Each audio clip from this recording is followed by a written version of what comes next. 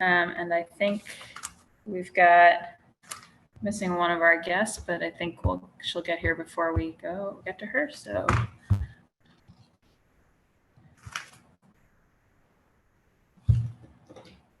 Candace, we're all set. Great.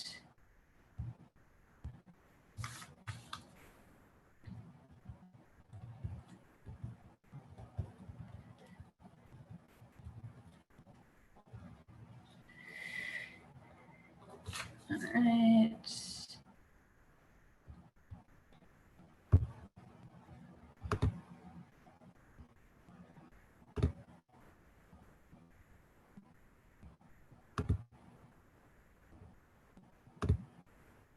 Just admitting a few more people from the waiting room, and then we'll really get going.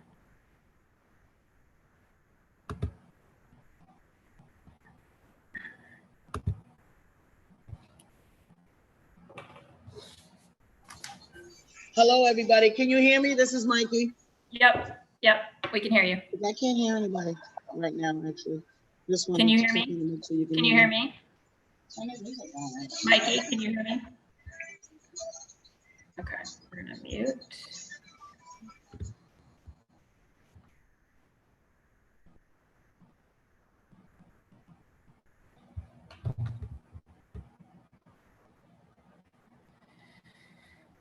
Good afternoon. Hi, can you hear me? Yes, we can hear you. Can you hear us?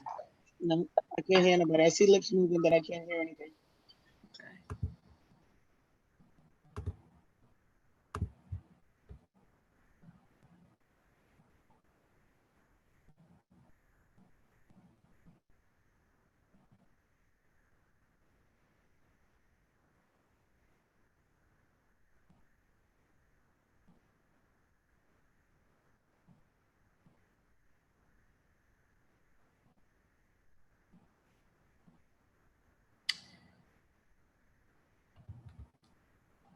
Okay.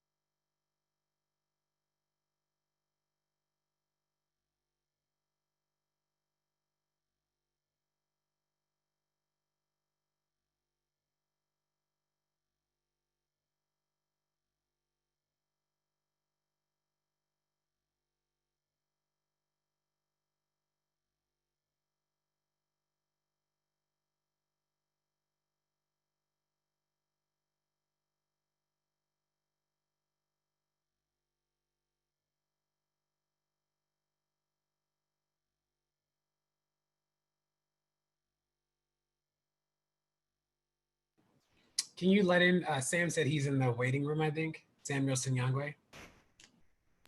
Sure.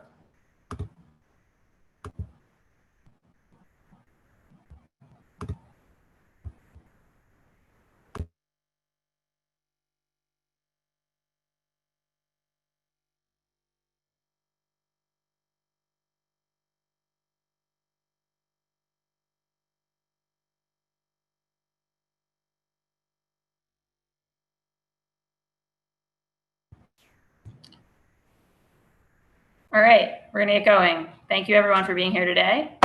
For the record, my name is Kenzie Bach, the District 8 City Councilor. I'm also the chair of Boston City Council's Ways and Means Committee.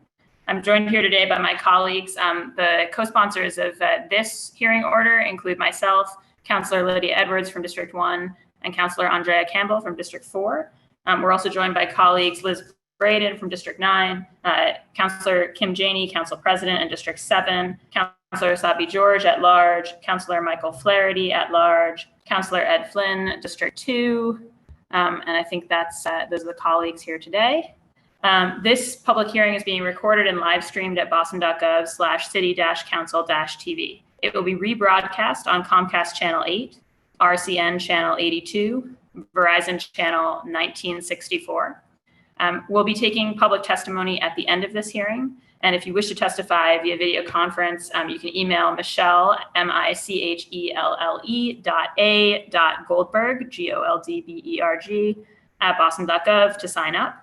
When you're called, we ask you to state your name and affiliation or residence and limit your comments to no more than 2 minutes to ensure that all comments and concerns can be heard. You can also submit written testimony by emailing ccc.wm@boston.gov. So that's ccc.wm@boston.gov. Today's hearing is on docket 0840, order for a hearing regarding police contracts as policy documents.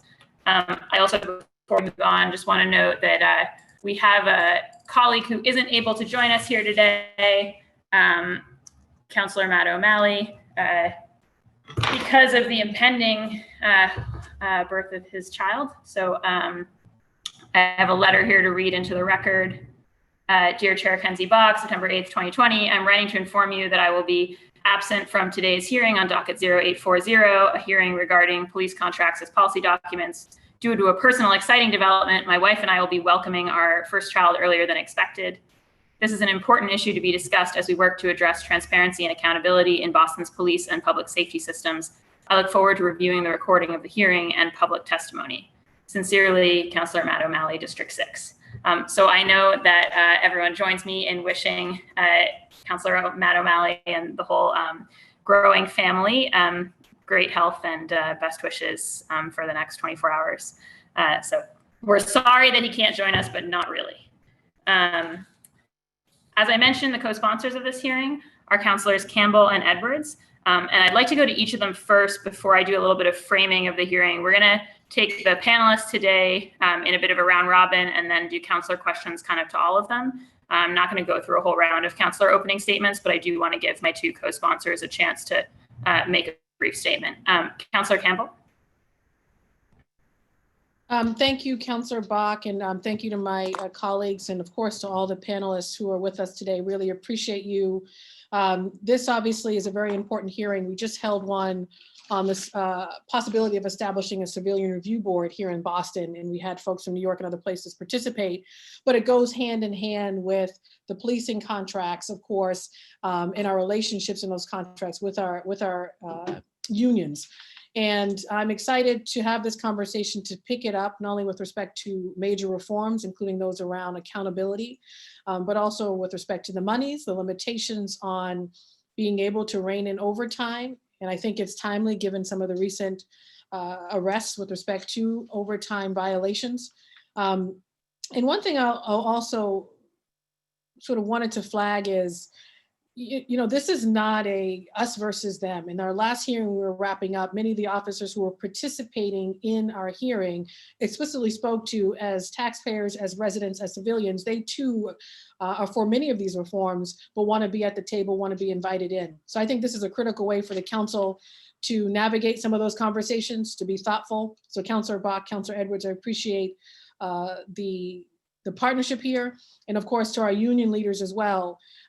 We of course, we're making sure to include union leadership to say this is not also about being anti-union whatsoever. So looking forward to the conversation. Again, thank you to all my panelists. All our panelists, my panelists. Thank you so much, Councillor Campbell. Councillor Edwards. Thank you very much. I want to thank everyone for participating today in today's very important hearing. I think it's kicking off a long delayed conversation on how we are going to redefine what it means to be a union member and a part of negotiating with the City of Boston, especially if you are also in the police department. I think this is a wonderful opportunity actually to rise to the occasion and set the mold, break the mold, if in anything, on how we're going to do this. I stand here proudly as a union member. I support and believe in labor rights and the right to negotiate and the rights for people to protect their jobs.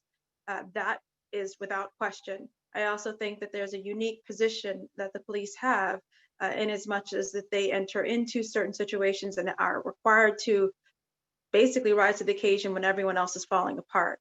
And so we want to make sure that even this process, we as city councilors are making sure that anyone who falls apart in their process falls short of the very important duty and standards that we give them, that they are treated fairly as a worker, but also are held accountable.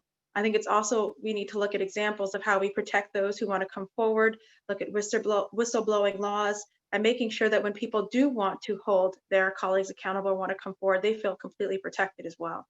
I'm excited, honestly, about how we're going to make sure that workers' rights and civil rights are combined and protected in this contract.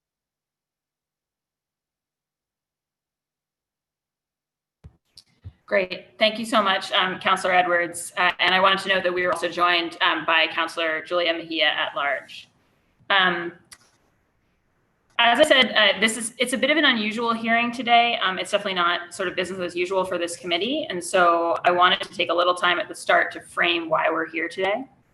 Here in Boston and across the country, people have been in the streets all summer calling for an end to police brutality, the hard edge of a structural racism that kills and harms Black and Brown Americans in myriad ways, and calling for a real commitment to social liberation.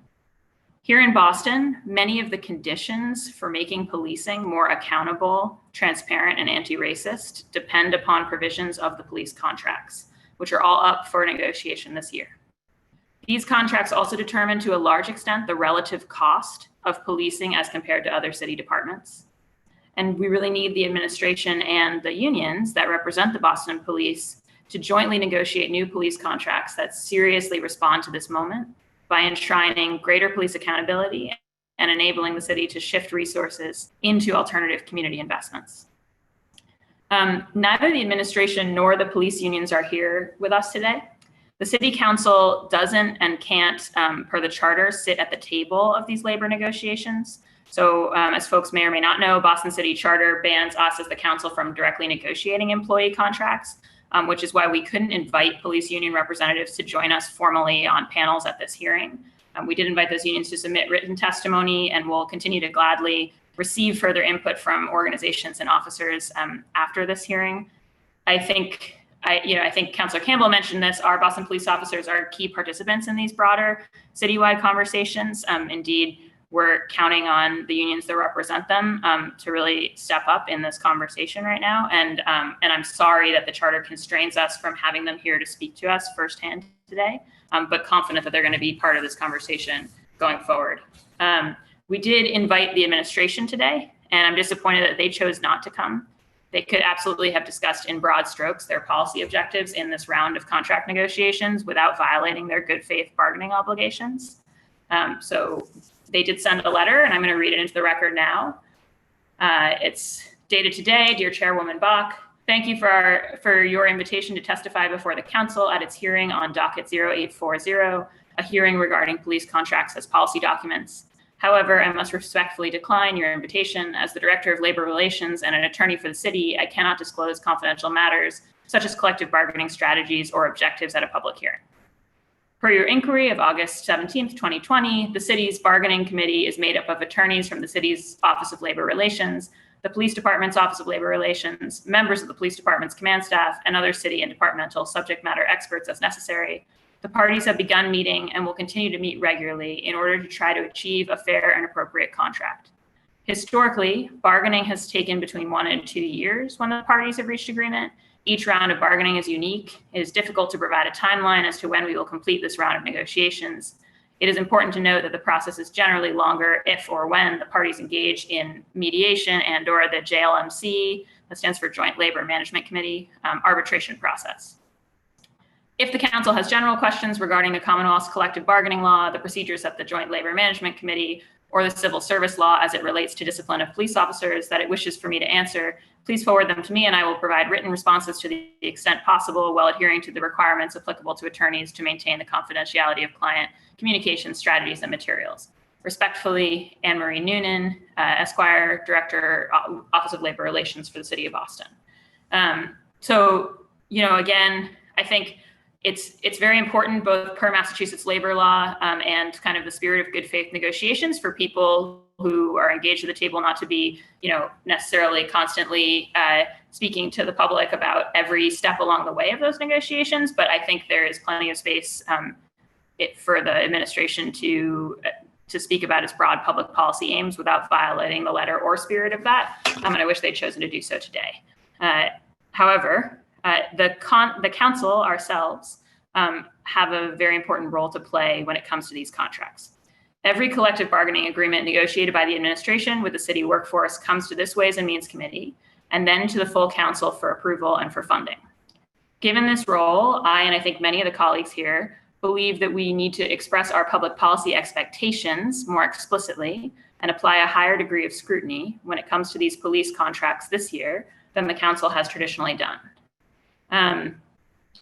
From my perspective, there are kind of four major buckets of public policy impacts, and I'm hopeful that from hearing from our guests today, we'll hear about a spectrum of them. So one is police accountability and transparency when it comes to the use of force, and how force is being used in our name as the public, and how we're controlling that, managing that, disciplining that when it goes wrong. Another is the issue of fiscal responsibility and proportionality compared to sort of, we have a zero-sum situation with the city budget. How are we apportioning that, and how do these contracts, we don't want those contracts to take those appropriate decisions out of the hands of the council and the administration jointly. And so I think that's an important conversation. A third is that in a number of other dockets, this council is considering potential civilian responses that could complement or replace certain police functions. And doing something like that successfully requires sometimes contract change in order to not end up in a dispute about shifting that work. And so I think we need to be aware of the contract implications there. And the fourth thing is questions about racial and economic equity and how the way that our contracts are written drive compensation to particular people, and the ways in which we can empower more residents of Boston to access great jobs, and how to set up our contracts intentionally with that in mind. But I really think the first of those things to talk about is accountability. Police contracts dictate the likely consequences for the use of deadly force and are therefore a matter of life and death, especially for Bostonians of color who are disproportionately likely to interact with the police, as we know. Until such issues are removed as subjects of bargaining under Massachusetts law, this makes our police contracts importantly distinct from all other public employee contracts. There is no more vital public interest than how lethal force is used on behalf of the public and how it is disciplined in case of misuse. I'm emphasizing this enormous public interest because I want to be absolutely clear today, to the point that Councilors Edwards and Campbell both made. This is a pro-labor city council that believes in the rights of all workers, including public sector workers, to collectively bargain.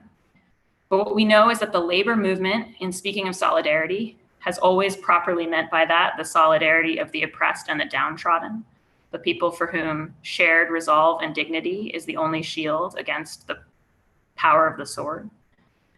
And the labor movement's idea of fraternity has always been ultimately universal. It's a community of all mankind, all humankind. So it's really, to my mind, in the best tradition of community labor to broaden our lens and really think about these contracts as negotiated on behalf of and for the sake of all the people in the city, those policing and those policed. And this committee, as long as I'm leading it, and this council, I hope, and the city, I pray, will never accept the idea that an ethos of strong worker protections is incompatible with strong accountability for how force is used on behalf of us all.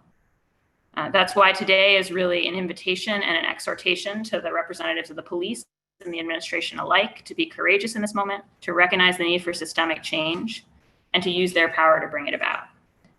As Councillor Mejia likes to say, I think we're inviting everybody into the conversation today.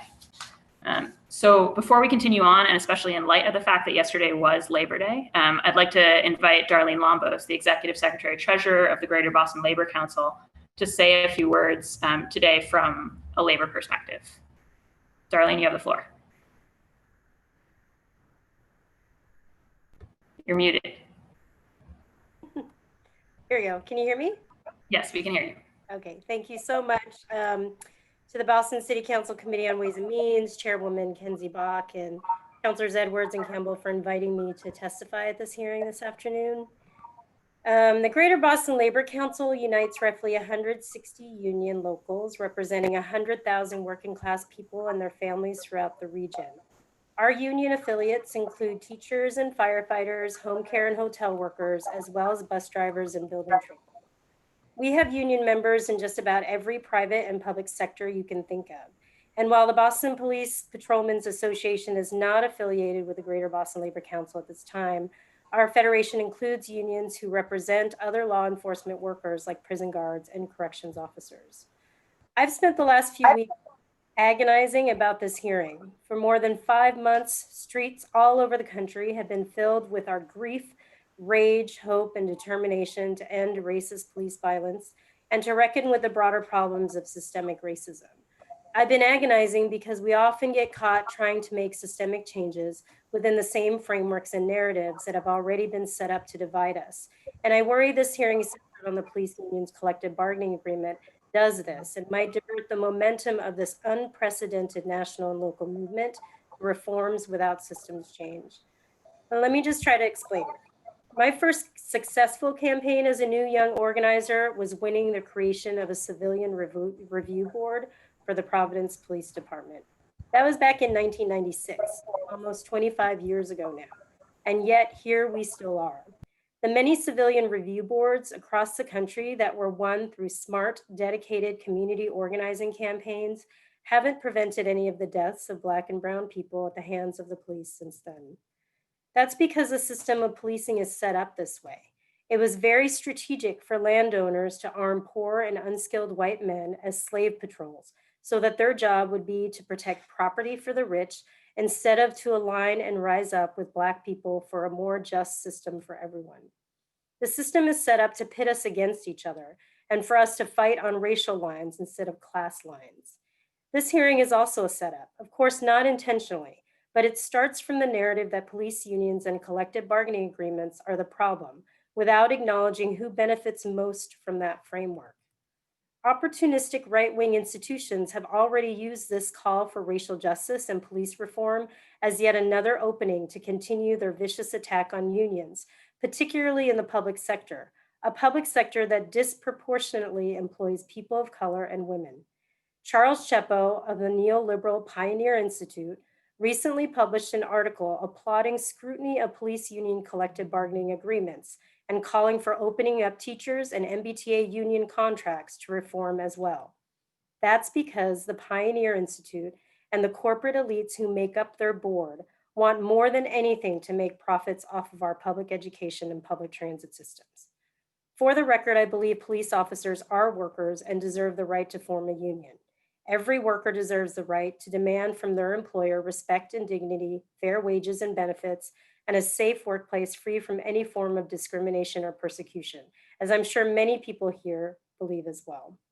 The right to form a union and to collectively bargain is a fundamental democratic right as the right to vote. People have fought and died for our right to vote, just as people have fought and died for workers to have the right to form a union. But to be clear, forming a union does not automatically make you part of the labor movement. Central labor councils and state federations were set up to build worker power and power for the working class. Here we focus on building solidarity between unions and with our community partners across sectors and industries. We call each other sisters and brothers and siblings because we understand that we can't challenge many of these corporate giants alone. So we show up for each other on the picket lines and in the streets. We believe that our fight is your fight, and we stand shoulder to shoulder against the corporate bosses and corporate landlords who intentionally seek to divide us. That's why the Greater Boston Labor Council is here today, to support groups like Families for Justice and Healing, who are trying to help us reimagine what our communities would look like if we address the root causes of the systemic injustices and inequities that we all know are intentional by design and is as old as colonialism. Many of you are aware that in order to extract resources for maximum power and profits, colonists built a strong apparatus to keep Indigenous peoples in control, a complex web of strategies that involved strong and well-resourced militaries, re-education camps, and suppression of Indigenous art and spiritual practices. We, the labor movement, recognize that this same apparatus still exists today.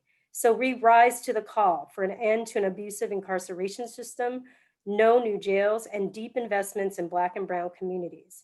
Investments in housing stability for Black residents to stay in their homes, increased resources for arts and culture rooted in healing and celebration of Black communities, and more funds to support public health initiatives based in Black neighborhoods. We agree that with our movement partners that some of these investments might come from police budgets.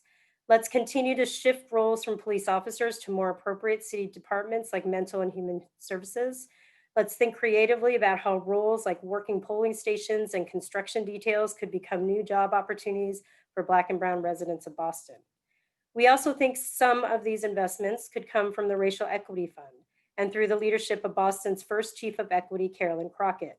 She was already working on bridging the digital divide, trying to make sure that Black and Brown communities have equitable access to the internet, especially during this global pandemic. Access to education, access to jobs, and access to the delivery of food and supplies is all dependent on our access to the internet. But these things will just not be enough. We have barely seen the effects of what this global pandemic will have on our economy, but we know state and municipal governments will inevitably see budget shortfalls. And we also know that CEOs and corporations have continued to make outrageous profits during this pandemic. While more than 40 million Americans filed for unemployment during the pandemic, billionaires saw their net worth increase by $500 billion. If we seriously want deep investments in Black and Brown communities, we will seriously need to confront the CEOs and corporations who continue to extract wealth and resources from our communities. Let's invite Abigail Johnson to a hearing just like this and ask her why she has personally amassed $19 billion in wealth, while her company pays zero taxes to the feds and less than half of what most companies pay to the state of Massachusetts. Invite Amazon in to explain why they don't give their workers bathroom breaks, or don't pay their workers livable wages and actively oppose workers who want to organize a union when the company's net worth is nearly $1.2 trillion. Black people have yet again created space for us to rise up and reimagine a completely different system. And we must take this opportunity seriously, learn from our past struggles, and go beyond reforms. Let's keep our eyes on the prize towards taking on this racist, capitalist, patriarchal system, which will require a broad-based united front, a united front that we at the Greater Boston Labor Council stand ready to build together with all of you. Thank you for the time, and thank you for giving me the opportunity to speak today. Great. Thank you so much, Darlene.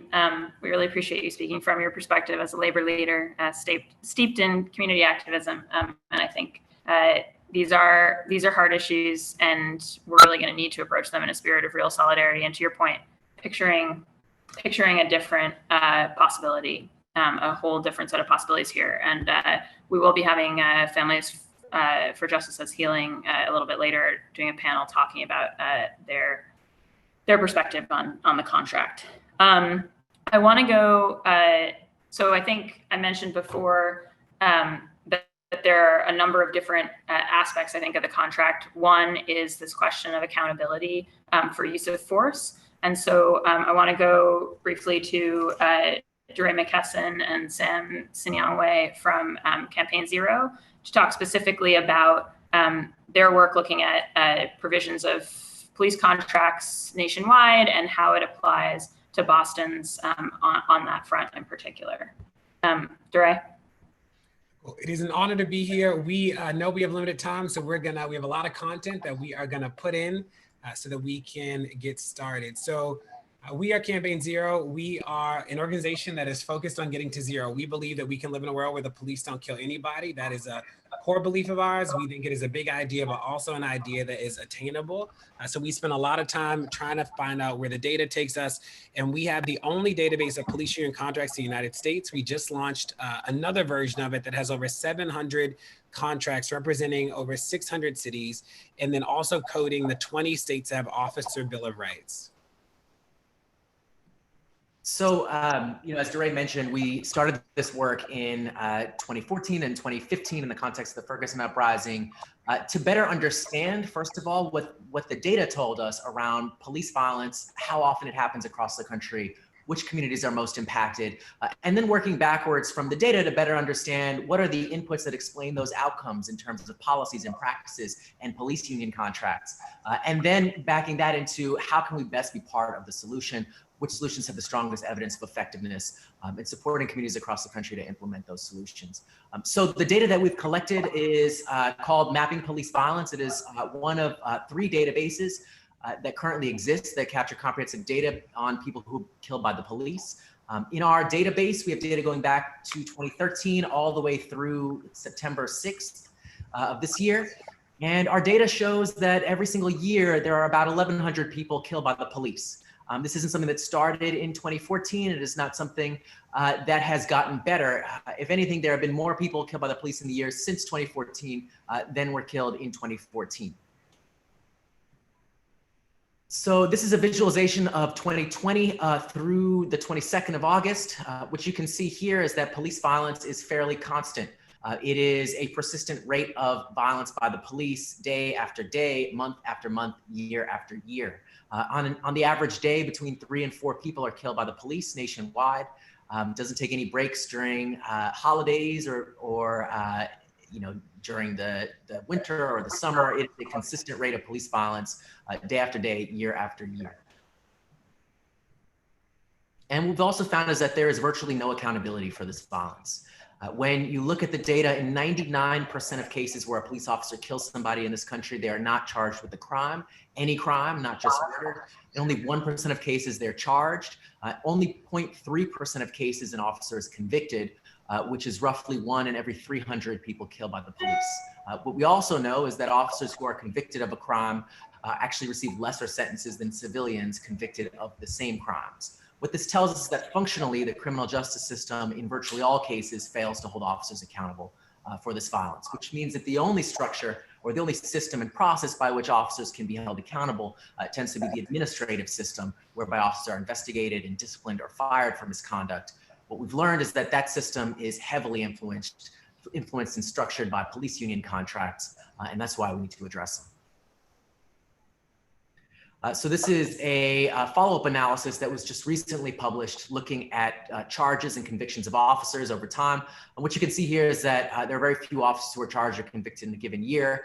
Charges have gone up slightly in recent years, but convictions have remained virtually the same. And so those are the outcomes in terms of police violence, but we also spend a lot of time investigating and collecting data on and examining the inputs that explain those outcomes. What is it about policies and practices, police union contracts, and other factors that connects to or relates to the likelihood that an officer will use deadly force? And what we see when we look at accountability, particularly administrative accountability, is that in a huge proportion of cases where officers are disciplined or fired for misconduct, they end up getting those decisions overturned or lessened through the appeals process. And what we know in many cities, including Boston, that appeals process is articulated through the police union contract and tends to be through a system called arbitration, which allows arbitrators to have the authority to reverse or overturn disciplinary decisions and put officers who've been fired for misconduct back on the force. So what you can see in this chart is that in some cities, it is a huge proportion of officers who are fired for misconduct that end up getting rehired by that same department. This doesn't even count those officers who are fired and then get hired by another department. This is by the same department. So in San Antonio, for example, 70% of officers fired for misconduct end up getting rehired. Philadelphia at 62%. Boston, it's about 30% when you talk about officers who are fired for misconduct. But what's interesting with Boston is that when you look at discipline more broadly, which is much more frequent, an analysis by WCVB and Northeastern School of Journalism found that between 2007 and I believe 2017, 72% of disciplinary actions taken against Boston police officers were overturned through arbitration. So we're talking about the majority of cases where officers end up being held accountable through the administrative system. Those decisions, in the majority of cases, are reversed through a single process called arbitration that is articulated through the police union contract. So we were trying to, my computer had a little moment. So we are going to go through how the contract and the policies really in Boston enable this to make it a problem. Sam will walk us through some of the data and then we'll show you the clauses and talk through those. So since we launched our database on police union contracts in 2015, there have been a host of studies that have been conducted by researchers the University of Chicago and Oxford and a range of other institutions like Duke that have helped increase or supplement our understanding of the role that these contracts can play in the accountability process, as well as in the broader dynamics of police violence. So a study, for example, that was published by University of Chicago researcher John Rappaport looked at sheriff's departments in Florida in the early 2000s after a state Supreme Court decision for the first time granted those sheriff's departments the ability to collectively bargain and negotiate union contracts with the county. What he found was that those departments that were granted that ability and that used that ability to establish contracts ended up seeing a 40% increase in misconduct incidents, particularly violent misconduct, following that decision compared to other agencies. Similarly, an investigation by Professor Stephen Rushin looked at the appeals process in hundreds of cities across the country, over 600 cities, and found that in the majority of those cities, they tended to allow officers to appeal discipline through arbitration, and that process made it very difficult to actually hold officers accountable. It granted officers and their union the ability to help select who that arbitrator was going to be. It empowered the arbitrator to fully reverse and reinstate officers. So again, this is something that has been studied quite a bit. More recently, a researcher at Oxford, Abdul Rad, did a study on police union contracts in particular, looking at the types of clauses in those contracts that we identified in 2015, finding that the cities that had more of these issues in their police union contracts had higher rates of killings by police, particularly against unarmed people. And then finally, researcher Rob Gillizo and his team just released findings of a study that they did looking at the unionization of police between the 1950s and the 1980s, finding that those cities where the police unionized and established police union contracts ended up seeing an increase in killings by police, particularly against Black and brown people. There was no increase in killings of white people. There was just an increase in killings of Black and brown people. So this emerging research literature has drawn quite a few connections between police unions and police union contracts in particular, and helped us better understand the ways in which those contracts block accountability, increase police violence, and make it difficult to reimagine public safety. Now, there are alternatives to binding arbitration. So we've talked a lot about arbitration, which is obviously a huge problem in Boston and many cities across the country. It doesn't have to be this way. There are cities that simply do it differently, that do not give an arbitrator who is not accountable to any voters or any communities the ability to reverse decisions made by a city. So for example, in Delano, California, they do have arbitrators in the process. They simply make their decisions advisory and not binding. So the arbitrator can hear the case, they can issue a decision, but the contract actually allows for, their police union contract allows the city council to have the final decision to either confirm or reject the recommendation of the arbitrator. There are other cities that remove arbitrators from the process entirely and simply make disciplinary decisions not grievable through the arbitration process. So there are a number of ways in which cities have addressed this issue of binding arbitration. And clearly that can provide a pathway for what Boston might do to be in alignment with some of those national models. And there are people who always say, you know, arbitration is the only way to do it. And what we've seen across the country is that that's just not true. I think about Wichita.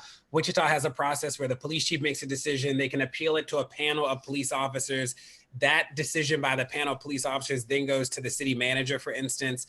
So there are layers that don't have to be the arbitrator that can actually work in the favor of the public and provide a nuanced and an objective source that is not just the police department's perspective on these things, or an arbitrator where the data is just clear that arbitration often leads to things being overturned, especially in places like Boston. The other thing that I'm going to talk about here, because this sort of matters to Boston, is that the policies are really important. So when we look at the arbitration decisions that we can get a hand on, because again, in a lot of places, the arbitrator's decisions are either not public or they are not easy for the public to access. So when we look at some in Boston, we are always reminded that arbitrators are fact finders. So whatever the rule is, or whatever the policy is, or whatever the letter of the law is, for lack of a better term, it matters a lot to the arbitrator's process. So the policies that might seem like a random policy on page 254 is a big deal when we go to arbitration because they are expressly fact finders. So as long as there is an arbitrator in Boston for discipline, then the policies matter a lot. So let's walk through those. So we track 6 things in Next to 6. There are 6 things that we track in police union contracts. Boston has 5 of the 6 that are problems. I had to use stars just because my keynote couldn't find something like a stop sign. So stars normally connote good, but not good in this case. What's interesting is most of these 5 are actually in policies. They are not in the contract, or they are sort of referenced in the contract, but the meat and potatoes of what to change is actually a city policy. And we will walk through that so that you can actually just see what we saw. So when we look at written reprimands, for instance, and I didn't copy and paste the whole contract because, it is a long document, is what's interesting about the written reprimand section of the contract. It says, therefore, a letter of reprimand may not be placed in the personnel file unless the allegations in the letter are supported by an affidavit and the police officer is given a hearing. So when we see this language across the country, an affidavit normally means that the person making allegations must sign something. So what that means in practice is that they cannot be anonymous. So there are other parts of the contract that do say anonymous complaints can be investigated, but what this part says pretty clearly is that officer, it can be investigated, but it can't actually lead to a letter of reprimand or potentially another form of discipline if it's not signed. There are a lot of cities across the country that have this. New York famously is a city like this. So you can file an anonymous complaint in New York City. It is very hard, if not impossible, for that anonymous complaint, no matter what happens, to actually lead to discipline of an officer unless the person is identified who made the complaint or the CCRB happens to find corroborating evidence like a video or something like that. So these are ways that contract language undermines the opportunity to, again, file anonymous complaints. What we would say is that if we told the police department that they could not use anonymous tips to do their job, they would tell us it was impossible. It would be impossible to do their job. So we always sort of challenge this idea that citizens cannot file anonymous complaints, or if they do file anonymous complaints, that those complaints cannot trigger some form of discipline. The second is that there's a section called offenses covered by the 5-day rule. So what this section says very clearly, the following offenses are subject to the 5-day rule and may be disciplined by imposition of immediate suspension of not more than 5 days. So again, we are interested in this because there is a ceiling placed on what discipline can be. And we are always sort of interested. This is actually, I think, Rule 109. This is actually in the policy. I think this is not actually in the contract. This is in the policy, Rule 109. So why this matters is we look at things like the subsection. We look at 102 S3. It is not clear that negligent discharge of a firearm, for instance, the ceiling for the penalty should be a suspension of not more than 5 days. That feels subjective. When we look at Rule 102 S9, using racial epithets, seems like there should be at least the opportunity of a consequence greater than suspension for 5 days. When we think at Rule 102 S13, drinking alcoholic beverages while on duty, there are probably city employees in Boston who would get fired for this offense and wouldn't have a ceiling of a 5-day suspension. Reporting for duty while under the influence of alcoholic beverages, I can probably imagine that there are employees in Baltimore and in Boston city government, I'm sorry, I'm from Baltimore, in Boston city government who would probably be disciplined greater than a 5-day ceiling if this was an offense that they were found guilty of. When we think about this, I just copied the first section, 102 S21, soliciting from the general public money, gifts, or other things of value. So using their role to get benefits. Again, there are elected officials who would be subject to very intense ethics processes for these things. There are probably city employees who would be terminated for doing this. We don't understand why the police have an explicit rule that says that there is a ceiling of a 5-day suspension. When we think about another section of the rules, it goes on in section 33, which is right after 32, to say that if an employee continuously does something, then they can get a greater level of discipline and they go to a hearing. Now, we sort of push back on these idea of 2 offenses within 1 year. We feel like 1 offense of negligent handling a firearm might trigger something higher. untruthfulness in written or oral reports. Again, like, why do you need 2 of those to trigger something? 2 offenses within 1 year, negligent discharge of a firearm we talked about. So the reason that these matter is that when an arbitrator or somebody is looking at how decisions were made, this boxes it in. And when the policies are really clear about floors or ceilings, in the end, no matter what the police chief or the person disciplining wants to do, they are really confined. This is a section that we see in contracts a lot. This is actually city policy in Boston, not in the contract, but this language is word for word in a lot of contracts across the country. So I'll talk through these. So A says the interrogation of the police officer shall happen essentially when they are on duty. So this means that if an officer is interrogated for wrongdoing, then they get paid for that interrogation. There's no other person in a city where we schedule the interrogations around their work time. So we get this as a potential preference. We don't understand it or think it is best practice as a rule. If people think that this is a rule, it should be a rule for everybody in the city of Boston to schedule their interrogation with a time that makes sense for them. The second is a location designate, that's fine. C, a member shall be informed of the rank, name, and command. We think that is important. The reason why police have this in contracts across the country is that they want to make sure that they're not being taken advantage of. We think that's great. If it is great for the police, it should be great for the public. And then when they are ordered, when there's a report that's submitted, a member may be informed of the nature of the investigation and the name of the complainant. The addresses of the complainants may not need be disclosed. But again, this means that it is questionable whether you can actually file an anonymous complaint in the city of Boston if the officer will get the person's name, when we know in Boston so few complaints are sustained that the likelihood of retaliation is definitely suspected in community. E, questioning shall not be overly long. Officers will get breaks for personal necessities, which is bathroom breaks, meals, telephone calls, and rest. There is no other member of the public who gets rest breaks or meal breaks or telephone breaks during the interrogation. And then shall not be subjected to offensive language. Again, the reason that this matters is we believe that that is a good thing. So this should be a rule for everybody in the city of Boston. The challenge with it is that this technically would be if somebody curses at an officer during interrogation, that is just a fact. And an arbitrator would potentially be within their right to nullify an interrogation because they violated part of this rule. The body camera policy, again, is policy, but the contract says that it is negotiable, says that the way the body cameras are used in Boston will be something that's negotiated.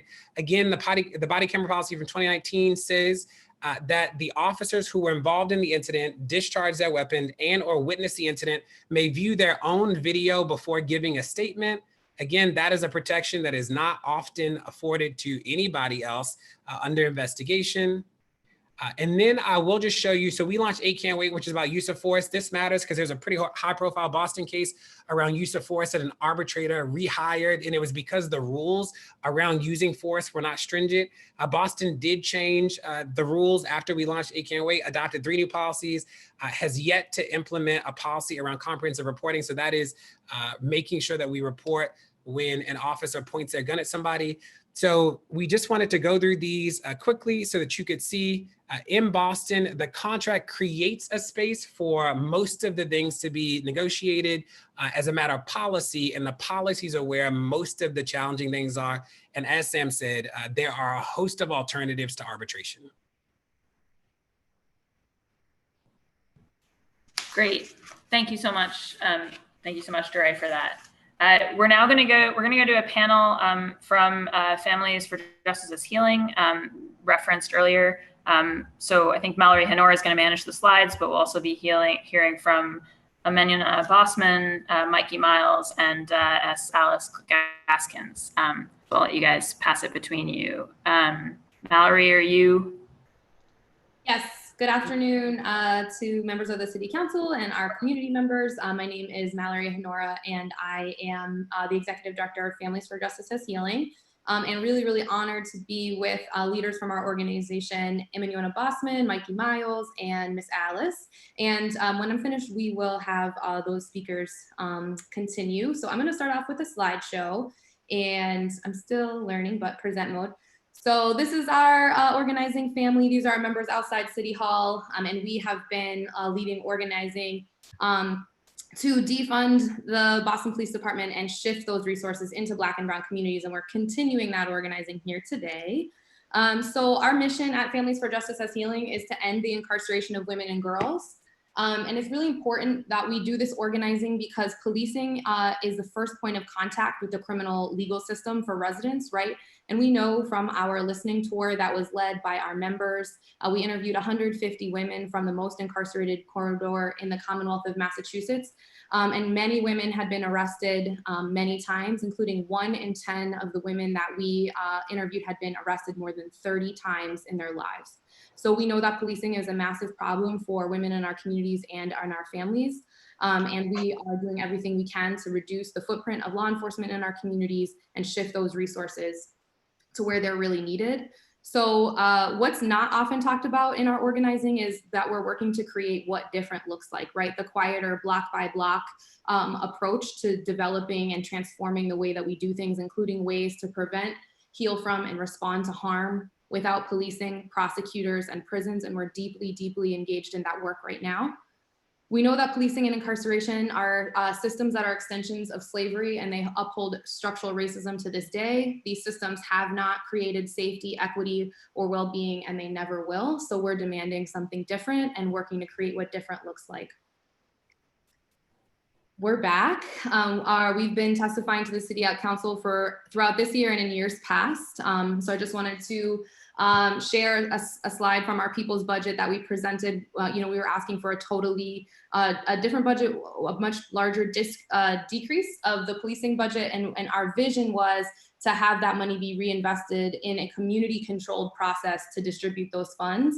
And the framework that we're approaching this moment in, right, is that this is the moment to address structural racism, income inequality, and the economic devastation that generations of disproportionate policing and incarceration have caused in Black communities. So there always seems to be money, right, for policing. There always seems to be money for police overtime. There always seems to be money for a new regional lockup or a new women's prison. But when community members are asking for their basic needs to be met, for space to meet and be together, that's so much harder for us to get.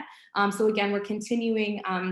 City councilors let us know that we can't see real changes in the budget until we renegotiate the contract. And so that's why we're back again here to claim the money and resources that Black and Brown communities need and deserve. So what does BPD spending like? So this is tracked over the past many fiscal years. We can see that generally policing spending is tracking upwards. It dips down. There's some fluctuation, but in general, the spending is increasing. And we want to see that go in entirely the other direction. And I think another thing that's really important about this particular graph that one of our organizer members made using the budgets that are publicly available is seeing that what's appropriated versus what the Boston Police Department actually spend. They're always overspending what's even authorized in the budget. And that was a big issue this year in the budget. And so that's something that we need to address. So the current policing contract, it serves the interests of the police and not our communities, right? It's protecting officer pay, it's shielding police from accountability, and it's enforcing a system of strict seniority that consolidates wealth and power in officers who have been on the force the longest, which upholds structural racism, right? Those police officers tend to be white. They also have a 10-year residency requirement in the contract, so those cops also tend not to live in Boston many times, and that's where who gets to control where and when they work and what neighborhoods they work, and also get the highest amount of overtime funding. So we're talking about in our organizing spaces, and we've brought to the City Council over and over and over again, the need for people-led processes to redistribute these resources and also to decide what public safety and well-being looks like in Boston, right? And so the people who are being policed are not party to these negotiations. And that's why this hearing is so important. And again, that the mayor's office needs to be listening to what residents are saying about what different needs to look like. So these are some facts about overtime. So over the past 10 years, it's been $600 million of our money spent on policing overtime. And as we talked about, that is always over what's authorized by the budget. So just from fiscal year 15 to fiscal year 2019, that's $75 million more than even was budgeted for. So on top of what was put in the budget. That's just an astronomical amount of money that most community members can't even imagine having to distribute ourselves, but would make a massive difference in all of the things that we're trying to achieve in our communities. So spending on overtime is completely out of control in the city of Boston, and the only way that we can address it is by renegotiating the terms of this contract. The average officer makes 30% of their base pay in overtime, and several officers make more than 100% of their base pay in overtime, making Boston police officers many of the highest paid Boston city employees. So that's something that we're demanding to change. And these problems are not going to be fixed by hiring more officers, which will cost lifetimes of spending. So many of us sat through the overtime hearing, and the police did not have a lot of answers, for example, about the formula that they use for their minimum staffing levels. And their only response to this level of overtime was the need to hire more officers. So actually overtime is part of the institution of policing. It's an incentive for cops. It's not just an administrative failure. And unless we renegotiate the terms of how much overtime cops are eligible to make, we're going to keep seeing this abuse of power, keep seeing this overspending on top of what's authorized in the budget, and never be able to meet the community demand of defunding the police. And I also just want to point out that anytime we invest in new cadets, that's a lifetime of spending, right? A career length worth of payment plus pensions. And we need to take very seriously into consideration hiring any new officers, given what that's going to cost the city for generations. So again, overtime is an incentive to reward police and to keep them on the force. So everyone, I'm sure, heard that 9 Boston police officers were just federally indicted. Now, Families for Justice Says Healing is proudly an abolitionist organization, and we don't think arresting and prosecuting cops is going to solve the fundamental problems that we're seeing with policing. Policing is a system of social and racial control. But what we can do right now is renegotiate the terms of this contract, because the current overtime scheme itself, what cops are already eligible for just on paper, is already a fraud on the public, right? It's already an abuse and a waste of our resources. And we think that the terms of the contract actually make abuses like this inevitable. So this is the most recent scandal that caused a lot of attention, but there's been one every year for many years. 3 cops were investigated last year and several the year before that.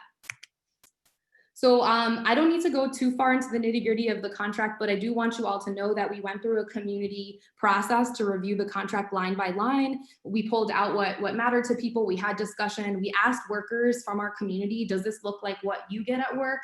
And people were really outraged once they got into the nitty-gritty detail of the contract. So this is the very famous, much debated 4 hours at a minimum that you get for going to court, part of the contract that was published in the Globe recently, and that a lot of people struggle with just because it's so excessive, and also just the idea of paying cops to testify against our community members or show up in court. There's so much loaded in that power dynamic there that makes this so different than the way that contracts are negotiated for other workers. So also different, many workers, it's super important for overnight workers to have the opportunity to be compensated fairly for their work. But I just want to point out that these differentials for the police are stacked on top of one another. And when we talk to our workers, our overnight workers like nurses, the rate of pay that cops get far outpaces what anyone else is able to expect or be entitled to. Also just want to point out a small thing that apparently for the cops, the night shift starts at 4 p.m., which really shocked a lot of our organizers. These are even more pay differentials, again, which all stack on top of each other. So you get more for doing different types of job on top of your base pay. And then this is overtime pay that's stacked on top of holiday pay and vacation time, so that if people do take holiday or vacation and then come into work an overtime shift, that's a way to amass a lot more money. And then a lot of, we're talking about, the lack of accountability that's allowed for by the contract. And just one small thing that I think is super important if we are assessing the way that the contract allows money and power to be consolidating in the police, and particularly in the higher ranking members. You can see the last line here says, neither discipline for a member as the result of a subpar evaluation, nor take such evaluations into account in promotions. So you can have a terrible evaluation and still be considered to be promoted, to get more money, and to have more control over where you work, and what community you get to be in, and how you get to impact the people living there. So just again, the contract being a barrier to us seeing even the most minor reforms in policing. And we know that cops are protected, that if you are being prosecuted and you're not convicted, you can have your attorney fees reimbursed to you, and that the city indemnifies you, so that even if cops are sued and tried to be held accountable, right, that's still our money, that's still residents' money that are going to protect the police, that are going to pay for a system that's causing inherent harm and violence and racial discrimination in our neighborhoods. So I wanted to point this out, that police officers are paid differently depending on the level of education that they receive. They can receive subsidies to get their education, and then if they aren't eligible for that, they can be paid thousands of dollars extra per year just because they've been on the force for a longer period of time. But I really wanted to talk about that, why that happens, and challenge that together. So our members want you to pay attention to this clause here, which says the city, the police commissioner, and the association agree that to better assure orderly economic growth of business and industry in our community and the security of life and property, property, of all of our people, it becomes necessary to establish career incentive programs to advance the entry, production, and retention within the police department of qualified and professional police officers. So we really want to challenge the idea that police produce safety, right? And our members have been telling the city council repeatedly in our organizing for years has been about the policing causes harm and only more harm. And this is a system that is incapable of and has totally failed in every way to create safety and well-being. And that if we continue to incentivize policing, the resources that we could be using to actually address the root causes of why harm is caused is going to continue to pay for police. So we don't actually think that the security of our lives and that the economic stability of our communities is protected at all by incentivizing cops. And in fact, arresting and incarcerating generations of Black and Brown community members is destabilizing those communities and causing generational harm and trauma. So here are the demands that we're making, and then I'm so excited to pass the mic to our organizers who can uplift these demands and make it real in terms of why we're asking for these things. So we're asking for 5 things, and the first thing is to cap the overtime that individual police officers can make.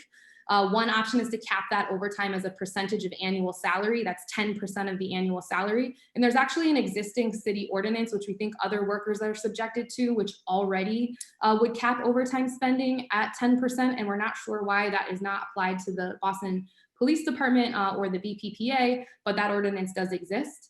Also limiting the kinds of overtime that people are eligible for making. So just not being able to get additional overtime for normal functions of the job. And then we know that police officers are able to work 90 hours a week, which far outpaces any other type of workers. So capping the number of hours officers are allowed to work in a week.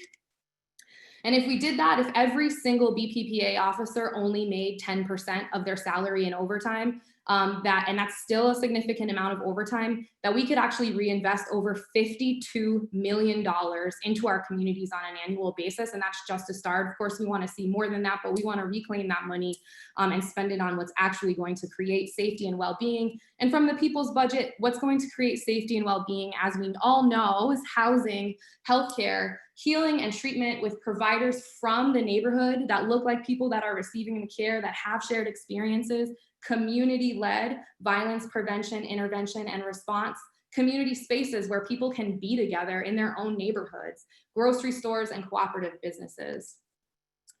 2, we want to see the city of Boston cap total overtime and overall spending of the Boston Police Department so that the Boston Police Department cannot continue to exceed their budget allocation or receive additional money from discretionary funds like the state and the feds, and also private funding.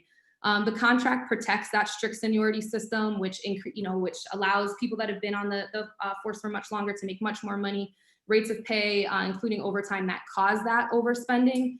And we are hopeful that the city council will use both their power to vote no on the contract, but also statutory powers that already exist to limit overspending. So again, there's a law, section 17 of chapter 190 of the Acts of 1982, which we'll follow up with the council about, that prohibits agencies from intentionally overspending what's authorized or entering into contracts which will lead to spending over the budget authorization. So we think there's multiple mechanisms that the city council can use to get control of increasing police spending.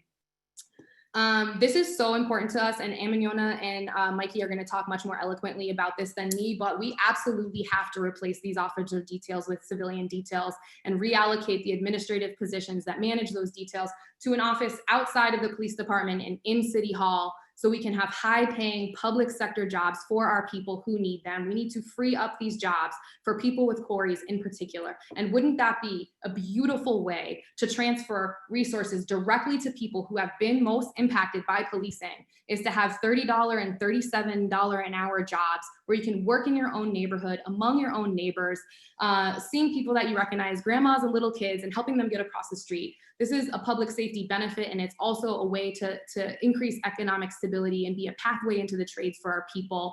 And it's also a way to prevent construction and work sites from being policing outposts or mini police stations in the middle of neighborhoods where they can continue to criminalize residents.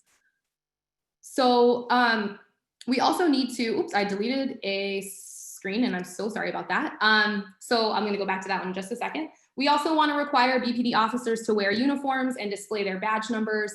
We recognize that actually plainclothes policing is just a perk for police officers, and it doesn't do anything to promote public safety. It doesn't help with investigations. It does not help with community relations whatsoever. And in fact, community members feel it's disrespectful and unprofessional. And Ms. Alice is going to talk a lot about what it feels like to be run up on somebody in cargo shorts, trainers, and a beanie in your neighborhood when you're just trying to get from point A to point B. So we see this demand as a necessary step towards ending plainclothes policing and disbanding the most harmful and racist divisions of the BPPA. And the fifth thing that we want to do, because we are an abolitionist organization and we do believe that communities can be safer, we can protect each other, and we can address the root causes of harm and heal from harm together without the police, is that we need to reduce the size of the police force. So we need to reduce the minimum staffing levels. First, we need transparency about what that even means. And then we need to intervene in that formula to have less police officers on the street. We need to restrict the deployment of gang cars, which is what the police calls it. I want to be very clear about that the Boston Police Department brought that into the overtime hearing. Then they tried to change the name of it, but we don't know a lot about discretionary deployment. That's basically hotspot or racist profiling policing.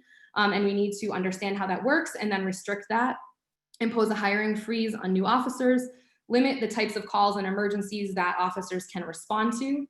And this is very important for counselors that are proposing to have alternatives to 911. We have another number in the city already, and unfortunately, a lot of those calls are being rerouted from 311 to 911. So we need to get an understanding and a handle on how that's happening right now and prevent that from happening, as well as identify job functions that can be shifted away from police officers and moved out of the BPD. So these are those things that we don't want police responding to, right? So can we contractually restrict cops from being part of these events? So medical emergencies, which Ms. Alice will talk about how often it is that we see cops coming to medical emergencies with ambulances, noise complaints, overdoses, domestic violence calls, mental health crises, calls to report people experiencing homelessness, as in I see a homeless person and I don't want to see them, just the type of racist and classist use of 911, that 911 in that way functions like a customer service hotline for wealthy white residents as opposed to something that's contributing to public safety. Calls about pets and wellness checks. These are things that we don't need armed officers to do and can certainly find other ways of responding to.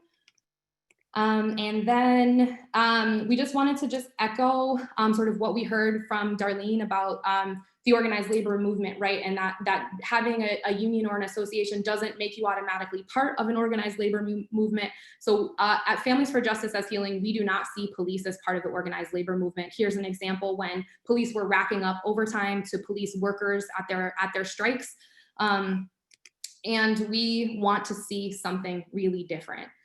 So we want to avoid the traps of reforms that don't work. We want to defund and shut down the Boston Regional Intelligence Center. We want people-led processes like participatory budgeting. We want to shift money, power, and jobs away from policing and into Black and Brown communities that need real and significant investments. And I'll just stop sharing for just 1 second and then pass it on to my beautiful fellow organizers. One thing I did want to say about avoiding the traps of reforms that haven't worked before, in our research that we've been doing collectively, so for several months now, we found an article that came out recently about the commission that was developed after the Charles Stewart incident. So Families for Justice as Healing and Charles Hamilton Houston Institute for Race and Justice had an event in January where we were talking about the 30-year legacy of the invasion of police in Black communities as a response to the murder of Carol Damasi. And One of the things that came out of that incident was a commission that had a 200-page report. One of the recommendations from Councillor Yancey at that time was to have a civilian review board, and almost nothing got implemented from that, including the police chief who wasn't fired for overseeing that incident. So we've seen generations of reforms be proposed. We think we can do something better and different now with this opportunity, starting with the contract. So I'm really, really excited to thank you for hearing me. I'm excited to introduce our fellow organizers from Families for Justice as Healing, starting with Amaniona Bossman. Amaniona is a homeowner and a resident of Mattapan. She's a union carpenter. She's a general contractor. She's the owner of Bossman Construction Management, and she's brilliant and amazing. And Amaniona, if you're ready, we'd love to hear from you now. And Mallory, I just have to cut in and just ask everybody on the panel to try to keep your remarks brief and to the point, because we've still got a couple more panelists who need to go and counselors who want to ask questions to everybody. So thanks.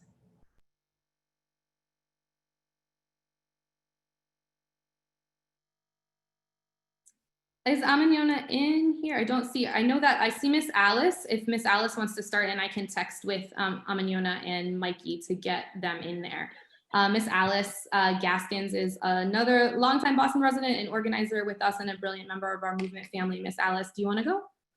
Yes, thank you. Thank you very much. Hi, family and City Council. My name is Alice Gaskin. I'm a voting constituent of the Boston community.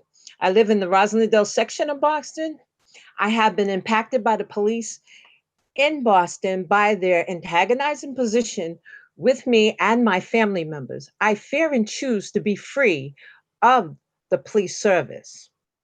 I want to talk about an incident that occurred at the hospital when I had to get in an ambulance to go to the hospital.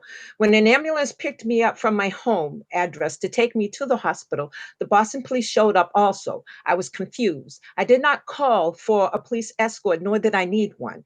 Yet I could not even get an answer to why they came.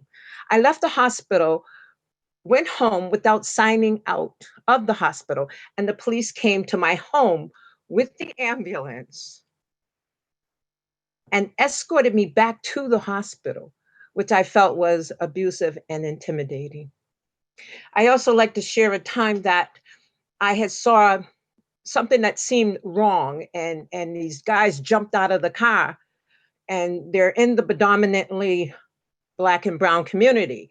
And all these Caucasian guys jumped out of the vehicle, and they're in plain clothes, but it looked like something bad was getting ready to happen. So I pulled my camera out and I said something to them because they were blocking. I couldn't even get past them. And they were very rude. And when I started responding that I'm going to videotape you guys, they introduced and told me they were police, but nothing really identified them as police. They just said they were police. Just because there was I think there was 5 in that car, 3 in the back and 2 in the front. I don't want any problems and I don't want to get attacked. I was just trying to film what was going on.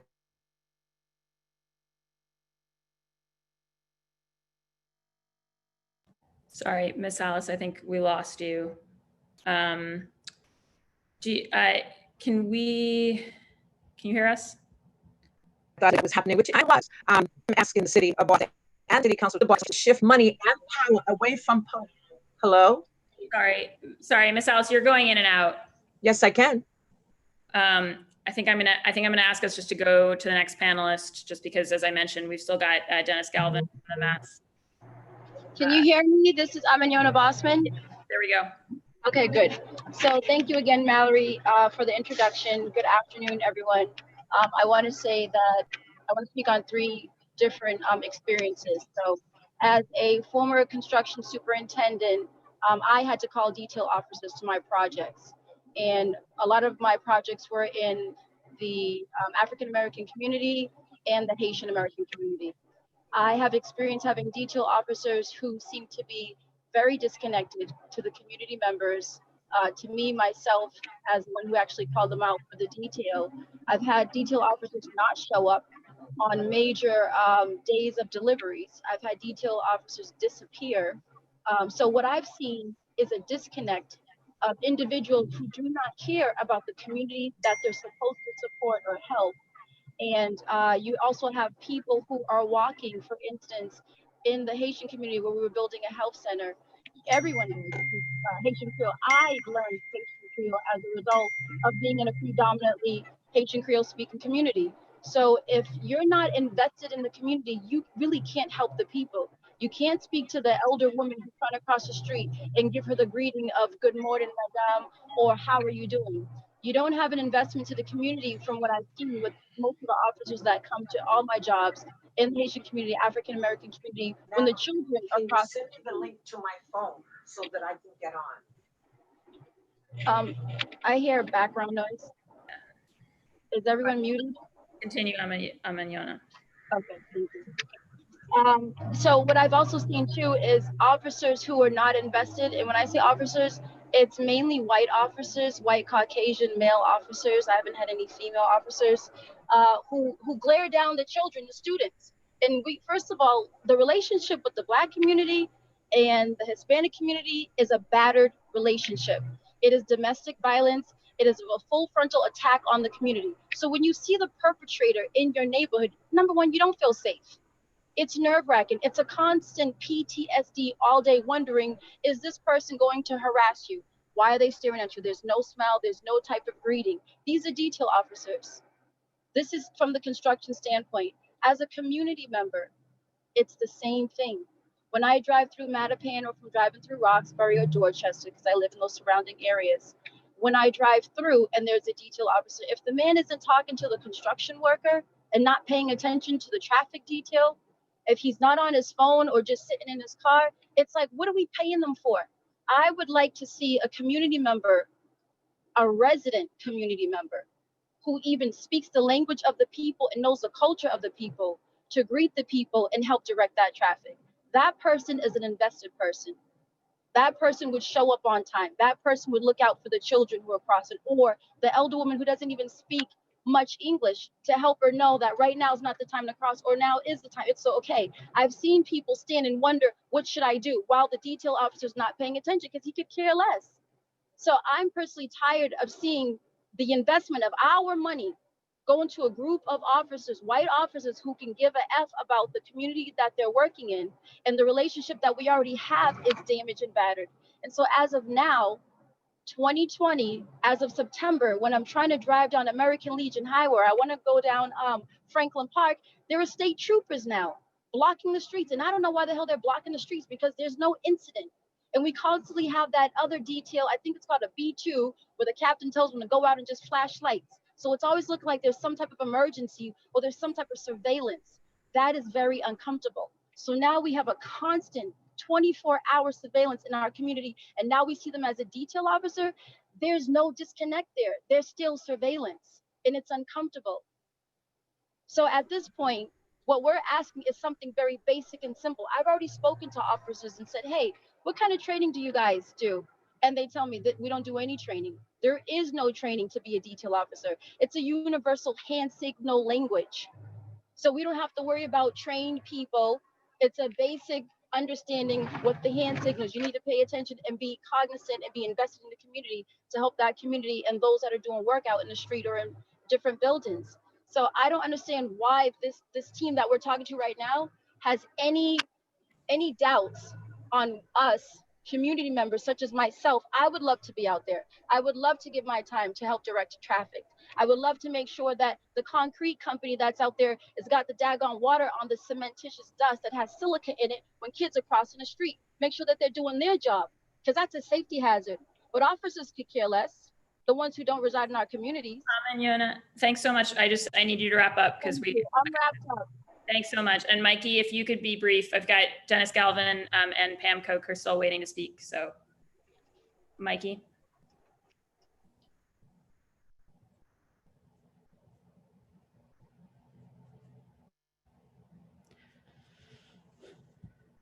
All right, I think we've lost Mikey for the time being. So I'm gonna move on. Thank you to Families for Justice Healing.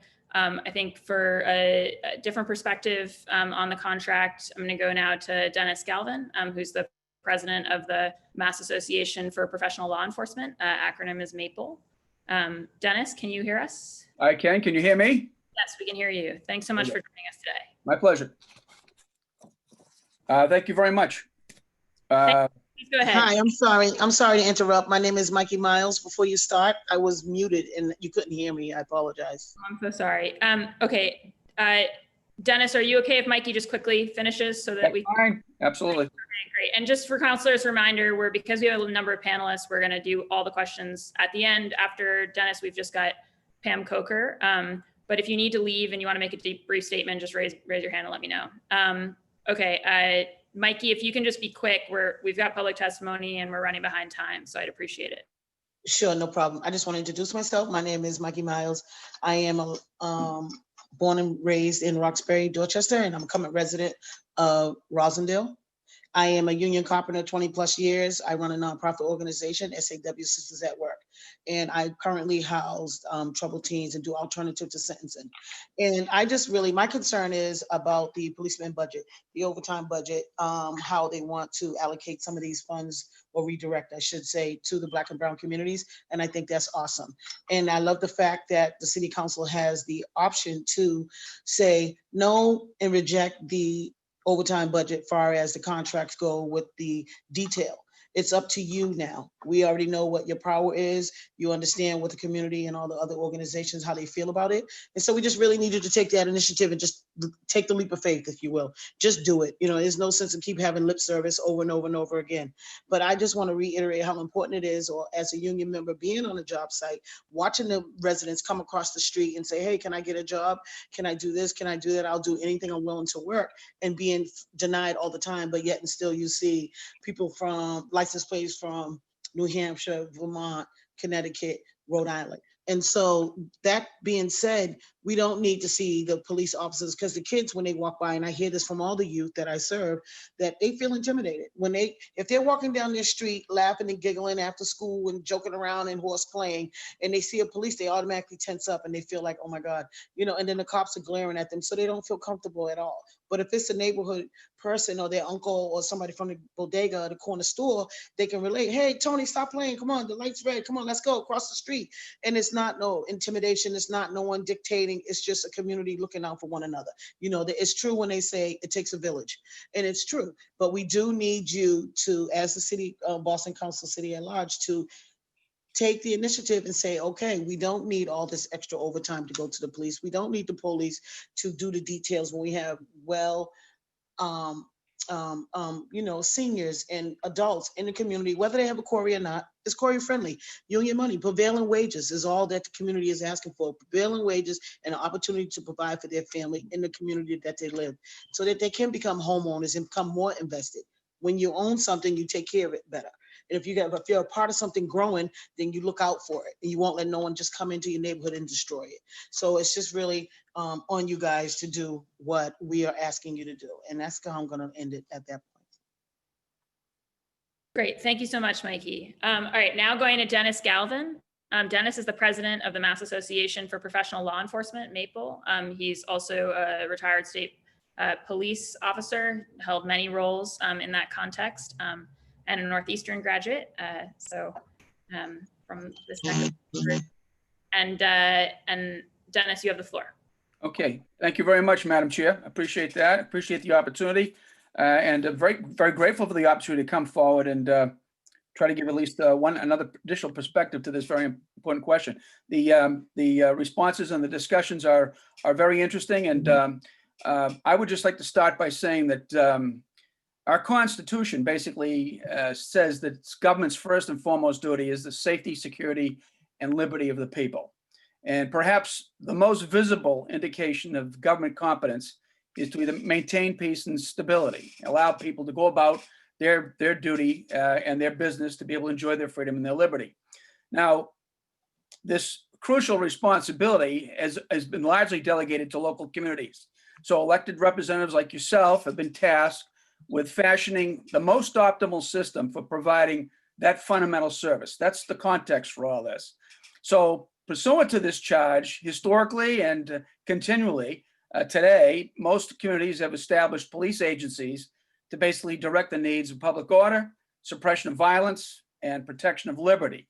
It's the police who've been delegated to carry out the fundamental duty of local government, which is public protection.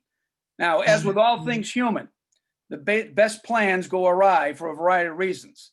Special interests from time to time can co-opt the most logically laid out plan and can bend it to serve concerns that do not always align with the stated purposes. However, because of the visible nature of the police service, deviations are recognized far more quickly, and if not corrected, can lead to a loss of public trust, which is an indispensable element to the successful mission of the police. Now, police unions arose because of the arbitrary and capricious activities of political leaders in years gone by. Special interests had co-opted the significant legal authority given to the police, attempting to use it to serve their own ends. Now, officers who attempted to remain true to their duty were often singled out and harassed. Favoritism was often rampant in these agencies. Selected members obtained benefits, privileges, which were denied their co-workers. The result was a police agency that was bitterly divided and incapable of effective coordinated effort. They were poorly paid, working conditions were horrendous and very unsafe. Police unions have made a contribution towards rectifying that. But police unionism is not absolute, and the most landmark ruling upon the limit, strength, and influence of police unions can be found right here in the Commonwealth of Massachusetts, with the infamous Boston police strike of 1919. Calvin Coolidge set the benchmark on police union activity when he proclaimed that, quote, "there is no right to strike against the public safety," unquote. So the history of policing has evolved significantly since then. Negotiations between elected public officials and representatives of police unions have been commonplace, have largely benefited both the community and police. But some fundamental things have been learned through this experience, historical experience, that I would like to share with you. First of all, the proper domain of the police union interest is better pay and better working conditions. To the extent that issues go beyond that scope, they would necessarily be out of the domain of union legitimate concerns. Supervisors should not be in the same union as those they supervise, for this is a conflict of interest. And I don't believe the Boston police have that problem. I do think that their unions are separated. Pay must be commensurate with the cost of living in the community and the officers' work. Substandard pay is one of the key factors that contributes to police integrity issues. And finally, an effort should be made to require higher education degrees within the police ranks, particularly among supervisory positions. This is critical towards transforming the police culture to make it better understand its constitutional mission. A contract with the police union is an agreement between the people of the city and its police force, in which both parties agree to a joint effort. The people, through their representatives, agree to adequately support those who are going to risk their own safety to make their community safer for everyone. And the police should agree to live up to the expectations that their leadership and the community sets for them. The bargaining process, which you're about to begin, is the actual effort to make that agreement a reality. Now, I would like to be able to comment on some previous statements before I close. And there's basically just a handful here. First of all, I thought that the Operation Zero information was very interesting. And I think it deserves to be reviewed carefully. However, I would make a couple of comments on it. First of all, the issue on the arbitrator has some merit to it.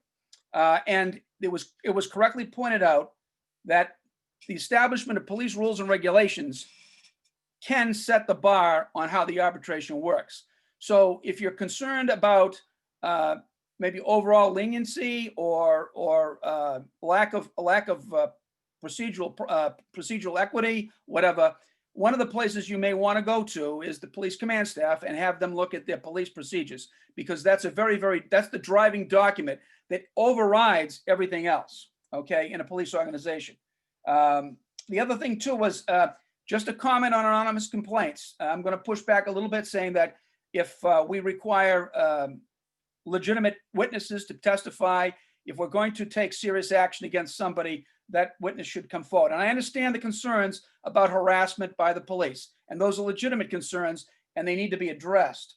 I also think that when we were talking about this, the discussion about regional statistics, statistics in general about police shootings, police deaths, I think is very important to take the time to look at these from a regional perspective, because you're going to find that certain regions of this country have higher incidents of police use of force or reliance on force than other parts of the country. And I think it's very important to set the context of where Massachusetts and Boston in particular sets in relation to that. I think you're going to find that they're below average in that type of a use of force.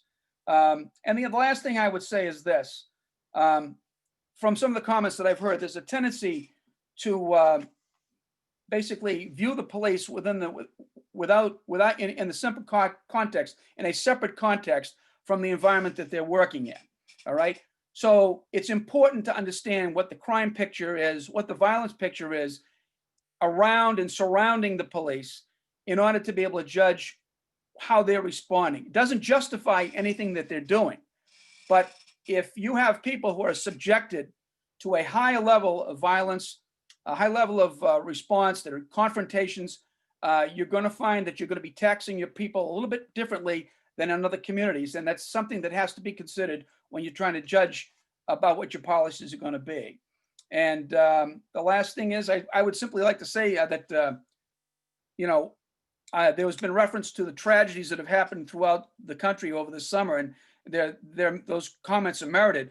I would like to say that Boston has distinguished itself to a large extent in relation to some of the other communities. I don't think Boston's record comes close to Cleveland, Baltimore, even Chicago.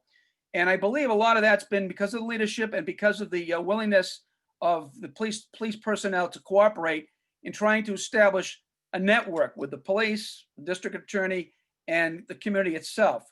Now, it can always be improved, but I do believe that Boston has sort of set a little bit of a bar and is at least moving in the right direction. So when you're looking at and evaluating what you're going to cut and what you're going to do, I think it's very important for you to consider those interrelationships and the commitments that are involved with those interrelationships to make sure that they can be maintained. Because if you undercut those, you may wind up with a very disastrous situation, and we would not want to see that. So thank you very much for your time.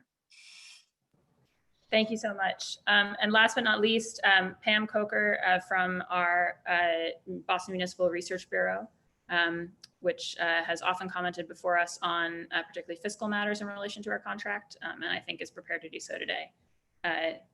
Pam?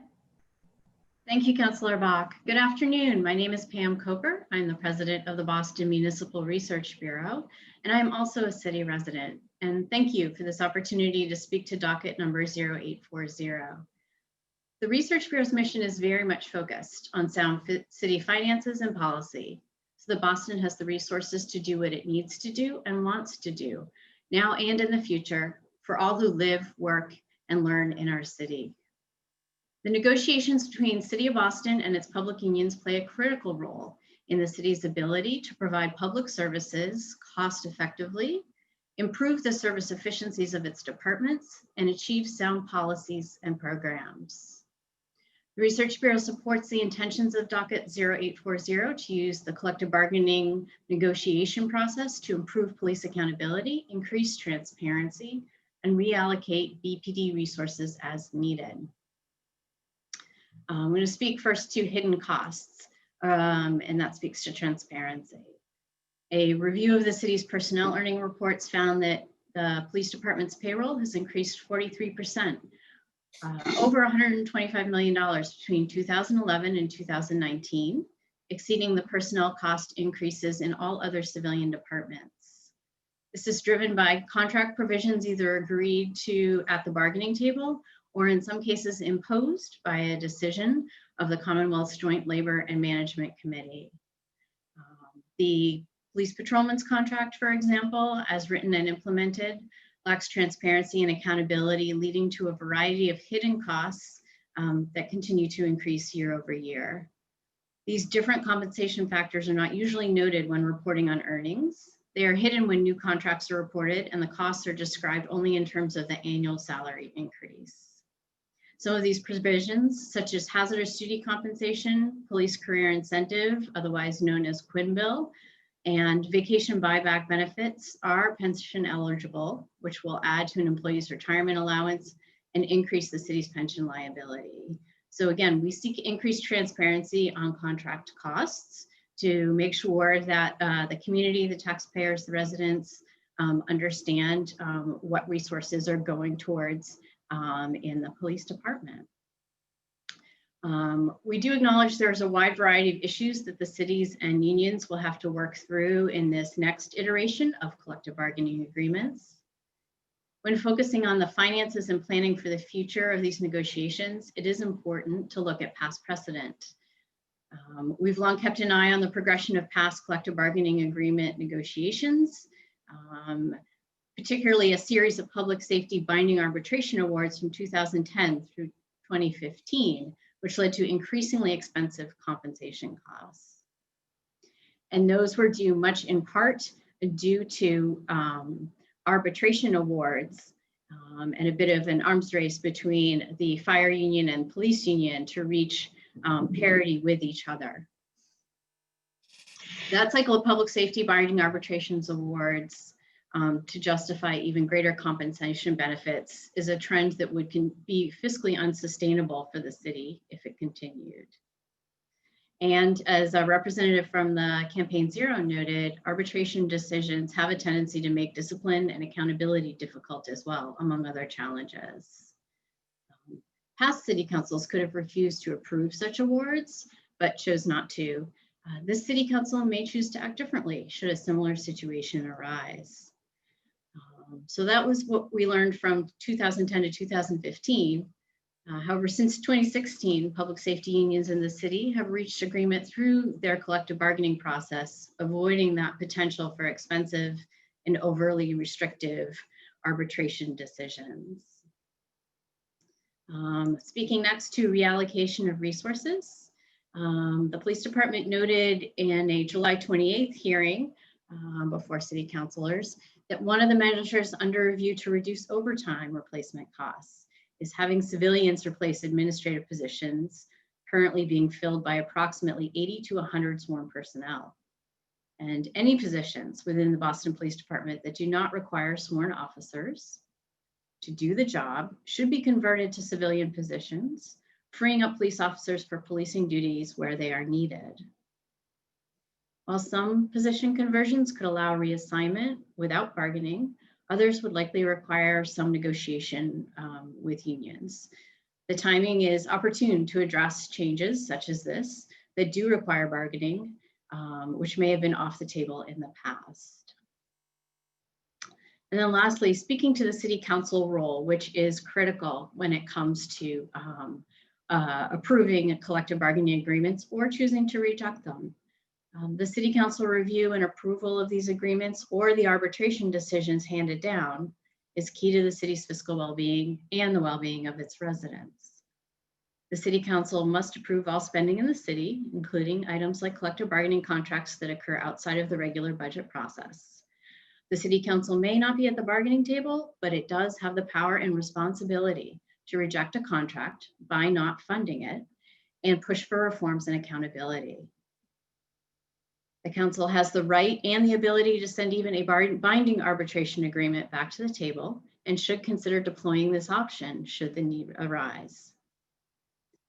The city council, we recommend, should use its considerable authority over collective bargaining agreements to decide if the financial and policy provisions in the next round of contracts under negotiation are in fact what is best for the city and its residents. In making this final decision, the council could take a critical look at the final product and ask questions such as, what did the union achieve in negotiations?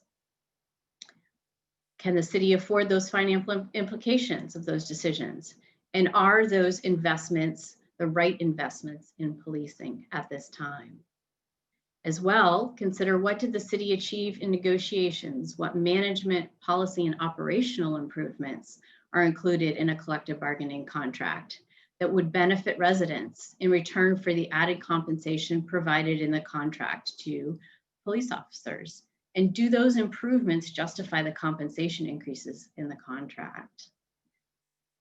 We'd also encourage consideration of the implications of agreements or arbitration awards on future contracts, how the financial compensation in a contract, as well as policy and management rights, could influence future contracts negotiated with other city unions, And when I'm saying that, I'm speaking sort of back to what happened from 2010 to 2015, where where unions were able to get a very strong arbitration decision that really boosted pay for police and fire substantially in that time period. Thank you very much for your attention. I appreciate the time today. Happy to answer any questions, and thank you again. Thank you so much, Pam. All right, we're now going to go to councilor questions and comments. I want to very quickly, I'll use my time, and I am going to be strict on time here, so I'll set an alarm for myself as well. Just to summarize a few of the things that, from my perspective on Ways and Means, I take away today, because I know we're talking about a lot of different fronts on the contract. I'm going to try to share my screen. I think this is going to work.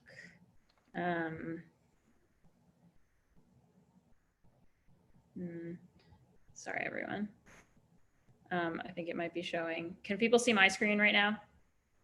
Yes. Okay. So I mentioned up at the top the fact I think there are 4 fronts here. One is accountability and transparency around use of deadly force in particular. One's about fiscal responsibility and proportionality. One is about compatibility of the contract with new civilian roles. And another is about economic and racial equity. On the accountability and transparency front, there was a quick reference to this fact, but basically the way that our contract is set up, even often things that the judicial system thinks that we really ought to, our police commissioners ought to have the discretion to say our reasons for termination or discipline. Very often we end up with a binding arbitrators agreement. In the chokehold case, it was actually that the arbitrator had made a factual finding, which was pretty clearly wrong, but because they had made it, it could not be challenged, even at the Supreme Judicial Court level. And I think it's important to note that when you look at our contract, there's a discipline and discharge section, Article 5A, that is almost never used. And basically all of our discipline and discharge goes through this Section 6, grievance and arbitration. And back in our 1979 contract, we actually had a provision that said anything that's subject to the jurisdiction of the Civil Service Commission, like discharge and such, wouldn't be subject to grievance and arbitration.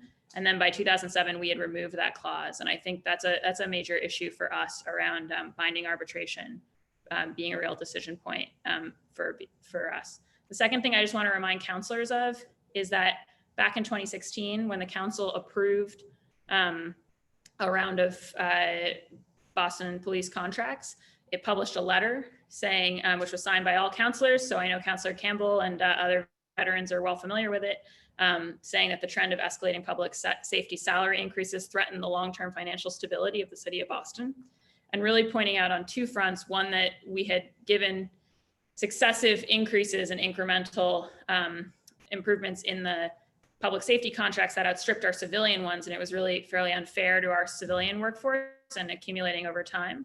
And also that it kind of crowded out our ability to make policy decisions as a city about financial priorities. So I just want to flag that this is something, this was the letter that the council brought up way back in 2016. And I think of this hearing and this work as being partly a fulfillment of really looking at that issue. And even though the council asked that the administration would then negotiate with the public safety unions in a mode of parity with our civilian unions, when we actually got to the 2017 to 2020 agreement, it goes up by 2% increases each year as our civilian units do, but in hazard pay, there was a significant increase to the Boston Police that meant that, again, that contract was out of whack with the civilian ones. So I think these are the types of things that we need to set strong public policy expectations in order to really fulfill the promise of this letter. And as we know, we've been discussing the overtime budget. It's very hard to reduce the overtime budget without talking about the contract. There's some discretionary stuff, but issues like the court overtime, where you can see here, this is actually the data that Councilor Arroyo requested, crunched year by year for the last 6 years. And what we've seen is that the percentage of the hours we're paying for court overtime that were worked as opposed to unworked, it used to be 60% worked in 2014. It's steadily declined over the past 6 years, and it's now at 48% of those hours are worked, 52% are unworked. And that's a contract issue, but it results in a large portion of our budget each year. So I think that's something that the council has really made a promise to attend to back in 2016, and we need to be attending to it now. When it comes to the compatibility with new civilian roles, so if you go back through sort of the newspapers and the last few decades, what you'll see is that a number of times there have been ideas of things that we want to launch that are sort of civilian. So there was these civilian patrols in Mattapan in the early 70s. There was the downtown bid launched by the Menino administration for taking the business improvement district. And then an issue around trying to add municipal police to supplement security in public housing, the larger context being that the federal government had backed away from that role. And in each case, there was a real concern via the police contract that this wasn't doable. And in the case of the downtown bid, ultimately we got the business improvement district with the support of the police unions, but it happened 10 years later because of, in large part, the back and forth over this. So I would just suggest that as we as a body are thinking about diverting nonviolent calls away from police and setting up alternative responses, that we really need to be attentive to the contract in that sense.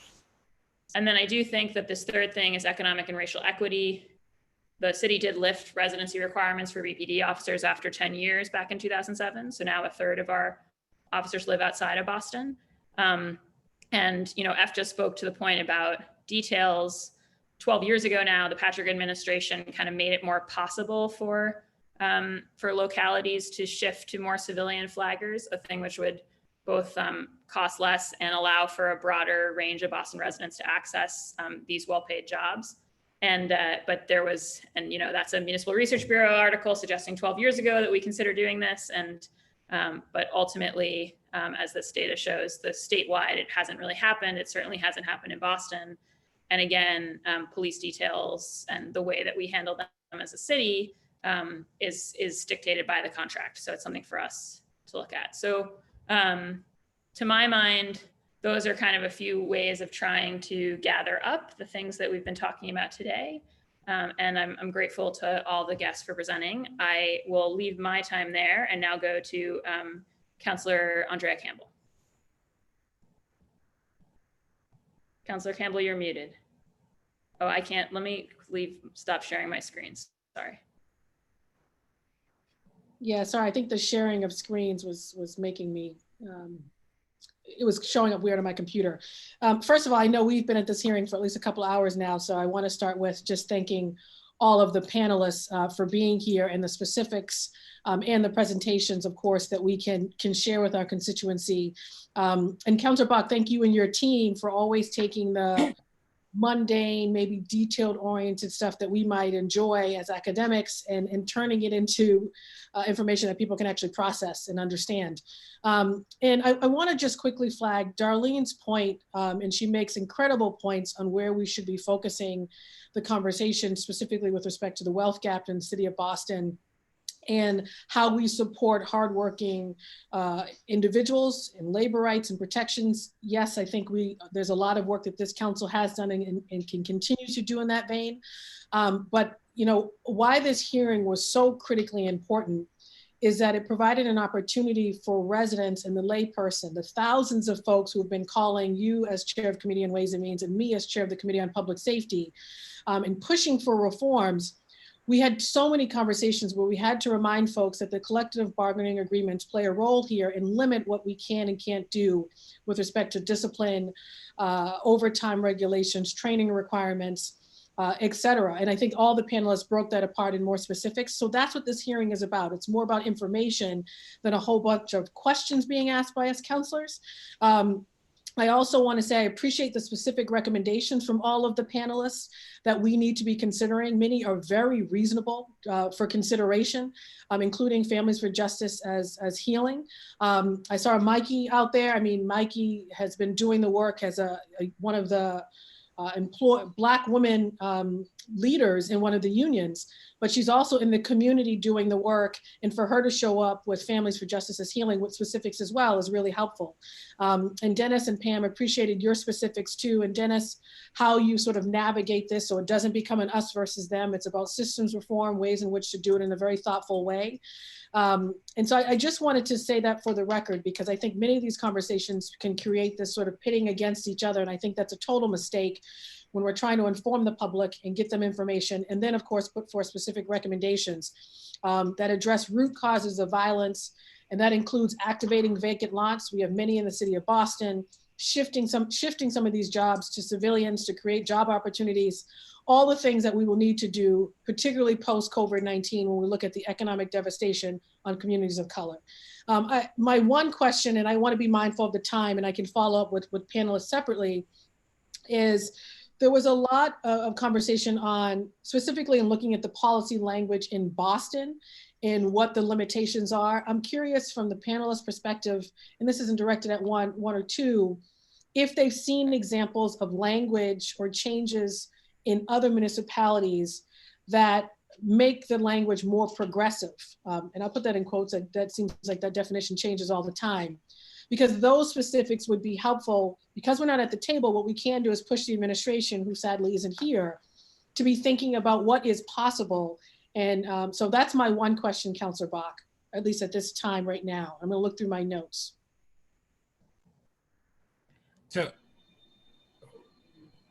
So I would just say when we look at the national landscape around discipline, there are a host of cities that have discipline matrices. The other organizer, who I don't remember her name, but who spoke about the labor unions in Boston and their response to the budget, for instance, every union has their like rules about discipline. That these aren't new, that like we all know what rules look like about discipline. And it is really shocking to see a set of rules in Boston, for instance, that have like a ceiling for a set of things that in other unions you would be easily terminated for, right? So I would say you don't even need to look across the country to look at examples. You actually can look right inside of the city of Boston. When we think about some of the contract things, we talked about Delano, we talked about Wichita. There are a host of ways that we can roll up the final decision to somebody accountable to the public, right? City council, city manager, depending on where you are. You can still have an appeals process. The police will say things like, you don't know what it's like to be a police officer. So we need to build in a layer where the police can adjudicate. Wichita sort of chose that model. Interesting, right? But the final decision maker is not a panel of police officers. In Wisconsin, where Kenosha is, as you know, and Wauwatosa, in Wisconsin, there's a law that says that any town over 4,000 people has a board of police and fire that is 5 people, and they have the power to fire the police commissioner and fire any officers.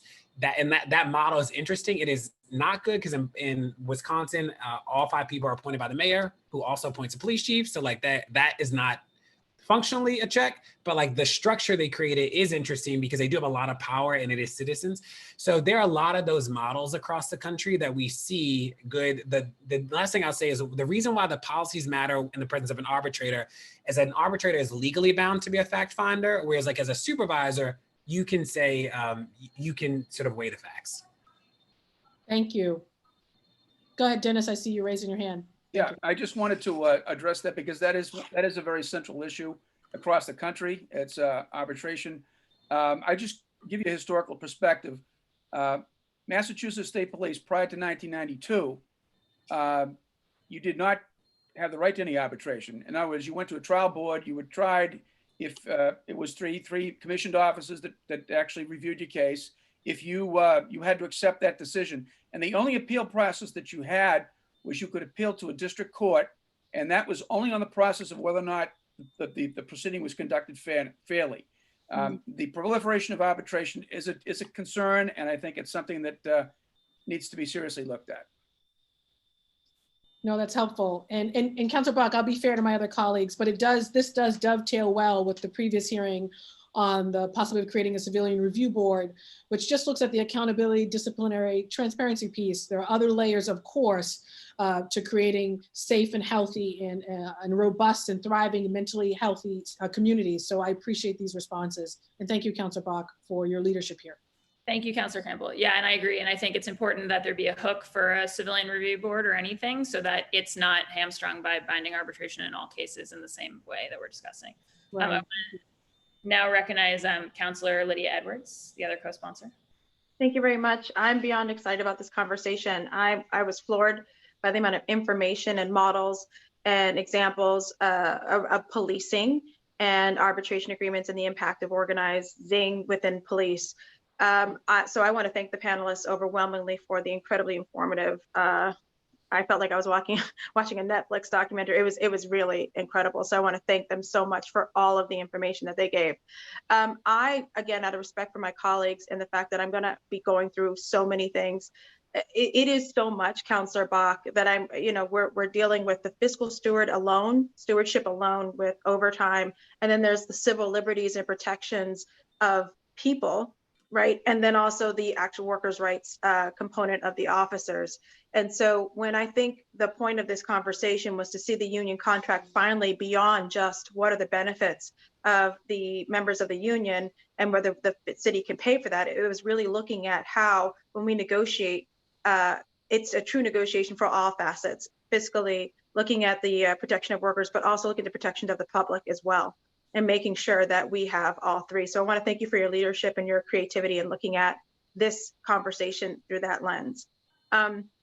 Because you both brought up my question, which was really going to the panelists, if they had an example of how or what language can connect the civilian review board with an arbitration or with the union agreement. If there's an ideal somewhere in the country that they can look at where there's maybe New York has it in their language that actually makes sure that the two dovetail amongst themselves, so that if there's a decision by the civilian review board, it binds the union, or vice versa, the union, does it bind or block the civilian review board? I'm particularly interested in that because I think that, as we said before, to truly be transparent and to truly be accountable, we need an independent body.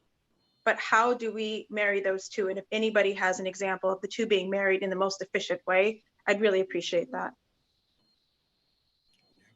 We can get back to you and talk to you about some of the models. New York is not a good example. So the city charter of New York gives the sole power to discipline all 36,000 police officers to the police chief alone. So the CCRB can only make a recommendation to him, which is not helpful for us. And the NYPD has a history of not giving the full investigation files to the CCRB until the CCRB finishes their investigation, which is not helpful. Once the CCRB is done, they don't really need them. So there are a lot of structural things that New York City is. So there are places where we actually see it in the opposite, right? Minneapolis's contract is famous for actually prohibiting civilian oversight. So that's actually what we see more of in contracts. The contracts say, if there's ever a civilian board, they cannot do these 3 things or these 4. That is sort of what happens in contracts. Atlanta is an interesting place. Atlanta, for instance, does not have, they have a police union, but they can't negotiate. There's no contract in Atlanta. So the union is sort of like a representative body of the police officers. So there's a law that the city council passed that creates what you would consider like a civilian oversight board. And that body gets its power from the law, and it, in theory, works alongside internal investigations. That body has its own problem, that body has its own structural problems that are baked into the law, but that's what we see more often. So there's an opportunity to be if you want to go that route, to be at the forefront of giving it the real powers. The rub becomes who does the investigation. And across the country, internal affairs normally does the investigation, and then the civilian oversight people help it or look at it or review it, but that's why we see, less than 15% of complaints nationally are sustained across the country. There's a real challenge with the investigatory power. And that is result of the organized union contract and the independent body. I'm trying to figure out how the two speak to each other. So it's not necessarily the contract. It's really who, is either the negotiator going to be strong enough or the mayor going to be strong enough to codify internal affairs is so in our world, we would say that the civilian oversight board gets access to everything on day 1, right? Not on day 3,000, not when it's over, and it's those sort of things. If it's not a rule or a law, like New York City, where it's sort of practice, then we are worried about it ever being real. So that could be the contract, it could be the law, it could be a policy, it could be something, because all of them would matter differently. So that's what, the other thing that's interesting, the Austin City Council voted against the police union contract a couple of years ago. Spokane City Council voted against the police union contract this year. Austin was the first one. We worked with them to do that. Unanimous vote against the contract, which is incredible. Well, one of the things that came out of it is that they actually got a set of civilians appointed to the negotiating team on the city side. So it wasn't just sort of employees in City Hall as the people representing the public. It actually was it was the people in the room, knowing that the lead negotiators are the two people who lead the negotiations, but there was something powerful about actually being in the room. Thank you, Chairwoman Bach, and I really appreciate that answer. Thank you so much, Councillor Edwards. Next up is Councillor Braden. Councillor Braden? Yeah, I'm here. Thank you. This has been a fascinating conversation. I have so many things to process in my head. One question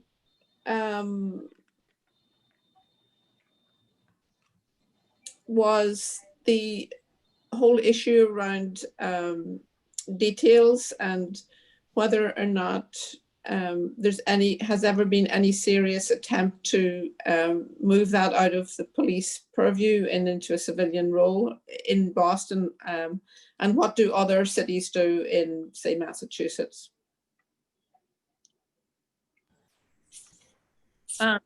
So I think, I mean, I can say I didn't find when I was researching it a lot of evidence of us trying it here in Boston. I think there are other cities and towns that did it since that passing of a state law, but it hasn't been substantial. I don't know if Mallory from FJA wants to say anything on that front. If you guys found any examples of civilian detail work in other places.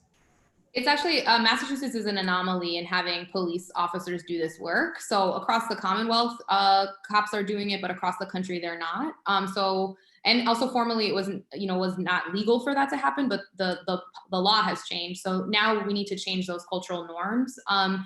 And I think it's really important to do that here, starting in Boston, to also liberate those jobs around the Commonwealth. And I will say that I think in the past, sometimes organizers have used this as a cost savings argument. And I think because detail hours do increase overtime hours, there would be a cost saving. But for us, we're talking about putting that money into the pockets of Black and brown people who have been most impacted by policing, and not necessarily to save the city money, but to redirect it. So that's really, really important to us. And particularly, as both Emiona and Mikey mentioned, people that are not able to get other types of jobs because of their criminal records. The other question I had was with regard to residency requirements. I'm a little alarmed that 30% of our police force is not required to live in the city, whereas we have crossing guards and other city employees who are paid much less than police officers, are expected to live in the city. So I wonder how much wiggle room there is in relation to that.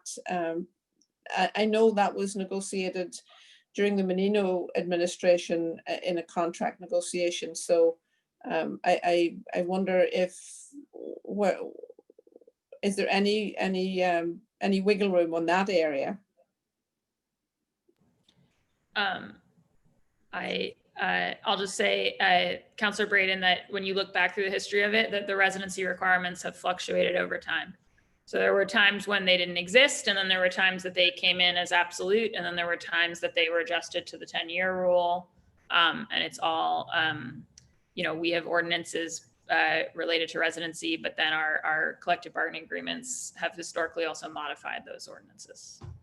And Councillor Brock, if I could just quickly say something on that piece, because the 10-year rules limit is often used as a bargaining chip, but there are a couple of Dorchester residents who are passionate about this issue of every city employee, I don't care what you do, should live in the city of Boston, who have followed this in more detail over the years. And so could, through our office, connect you. And it's their passion, their number one issue that they pay attention to.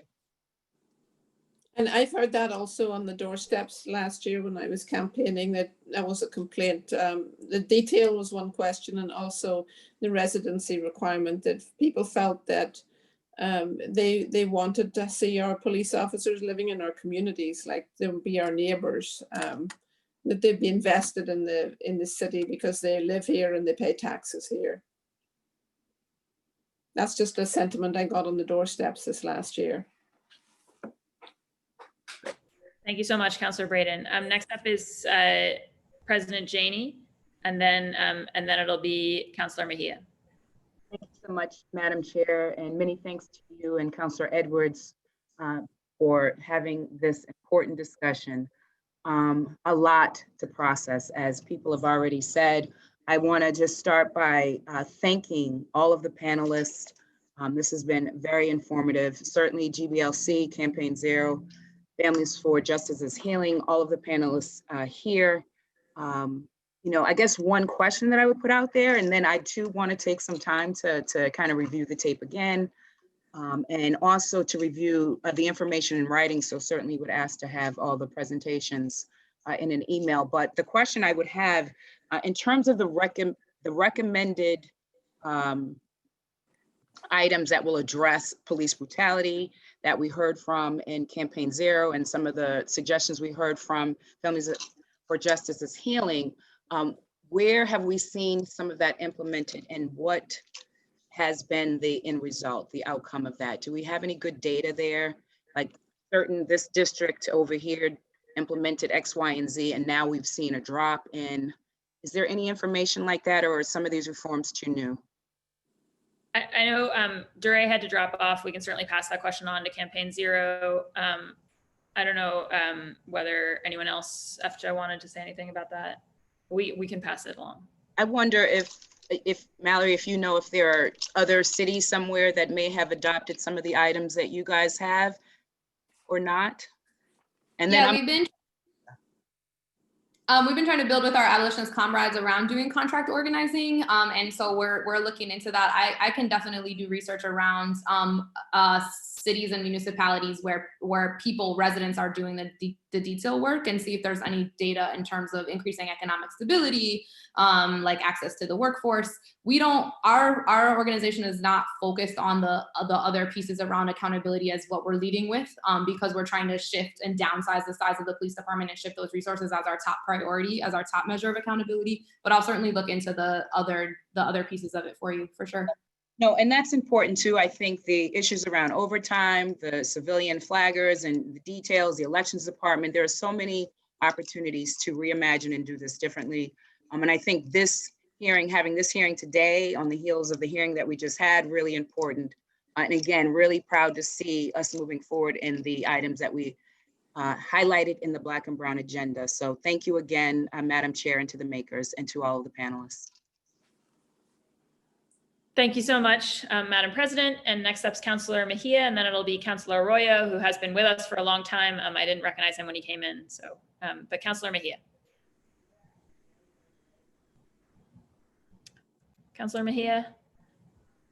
Okay, I think she's stepped away for a moment. Oh no, Councilor Mejia, are you there?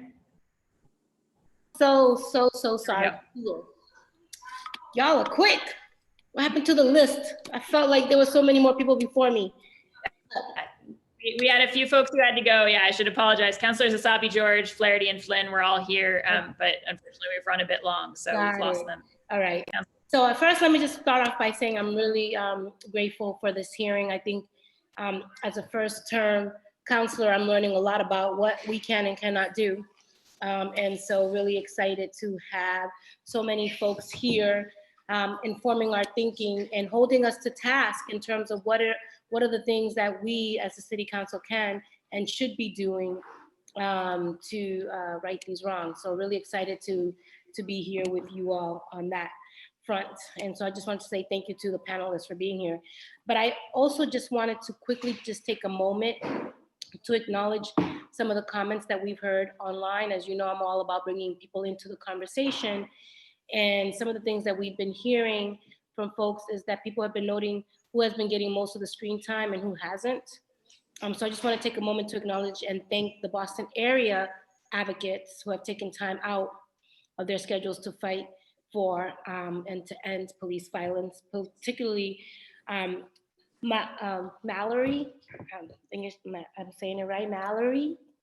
Hopefully that rolled off the tongue correctly. Mikey, who I met at the Stop and Shop parking lot. So happy to hear your voice up in this space, and everyone else who has spoken up. But we need to make sure that these spaces are being filled by those who are living the realities and doing the work, and that people of color who are bearing the brunt of police violence. I always try to keep in mind about who's in the room and who's not. And while I really do appreciate the national landscape and the perspective that was brought in from folks who are outside of Boston, I just think it's really important for us to be super mindful of the tables that we're creating and making sure that those who, again, are living the realities and doing the work are front and center and actually speaking in these spaces. So now that I've gone on my little bandwagon, quickly, here's just a few questions.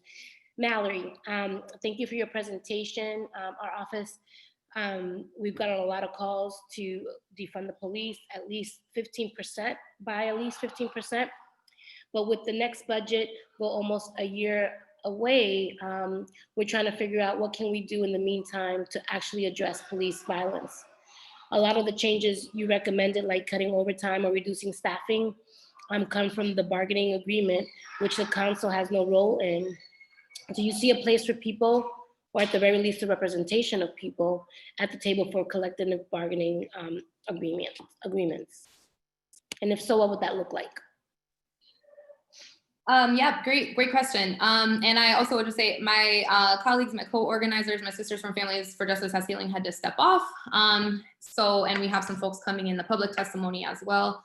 I think at Families for Justice Has Healing, we are trying to think about what people-led processes look like. So we talked about participatory budgeting, and we also talked about, like, if we move money out of policing, not moving it to another city department necessarily, right? That might also struggle with its own issues of racial injustice, but putting it into a community fund where people themselves are deciding how to redistribute it. So I think, like you said, that's longer term work. In the meantime, I thought that the city council had an opportunity to vote yes or no if the contract would result in any changes of spending. So I think we should look into that. I think there are some ordinances as well, which we brought up in our testimony around capping overtime that applies to other city workers. So that's an opportunity to use a statutory power. But I also think in general, in terms of talking about police violence, is the work that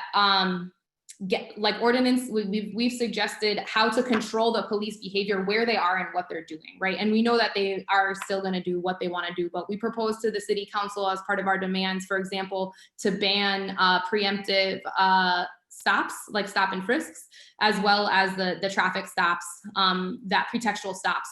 That is the largest driver of somebody makes a right-hand turn or somebody runs a red light and all of a sudden there's a criminal investigation going on of their car that disproportionately happens to Black and brown people. So I think we're talking about all the ways to limit the contact with the police department and also to shift the conversation around policing. Families for Justice Has Healing members do not think policing creates safety. So we're doing all the other things that we need to do to try to figure out what that means. And part of that is making sure every single person has what they need to live well, healthy and safe lives in their own neighborhood, which I know you've expressed is super important to you.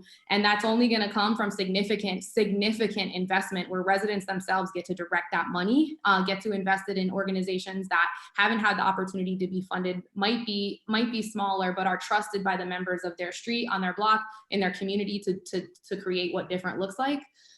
So that is, we have the other policing platform too, which includes those things. So I think we're trying to intervene wherever we can, just to be honest with you, Counselor. This is the first year that Families for Justice Has Healing has been involved in the contract process, but we've the same demands we've had 4 years ago, 2 years ago around these jobs and liberating them for our community members. So we're keeping at it and finding all the ways that we can intervene here, but trust that on a neighborhood level, there's other work happening so that we can not have to rely on the cops.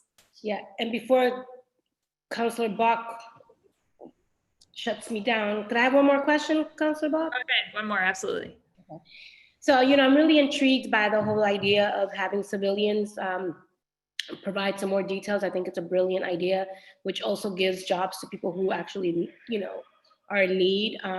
So I'm just curious in terms of moving that piece of that recommendation forward. What would you say are some of the roadblocks that you think we might encounter?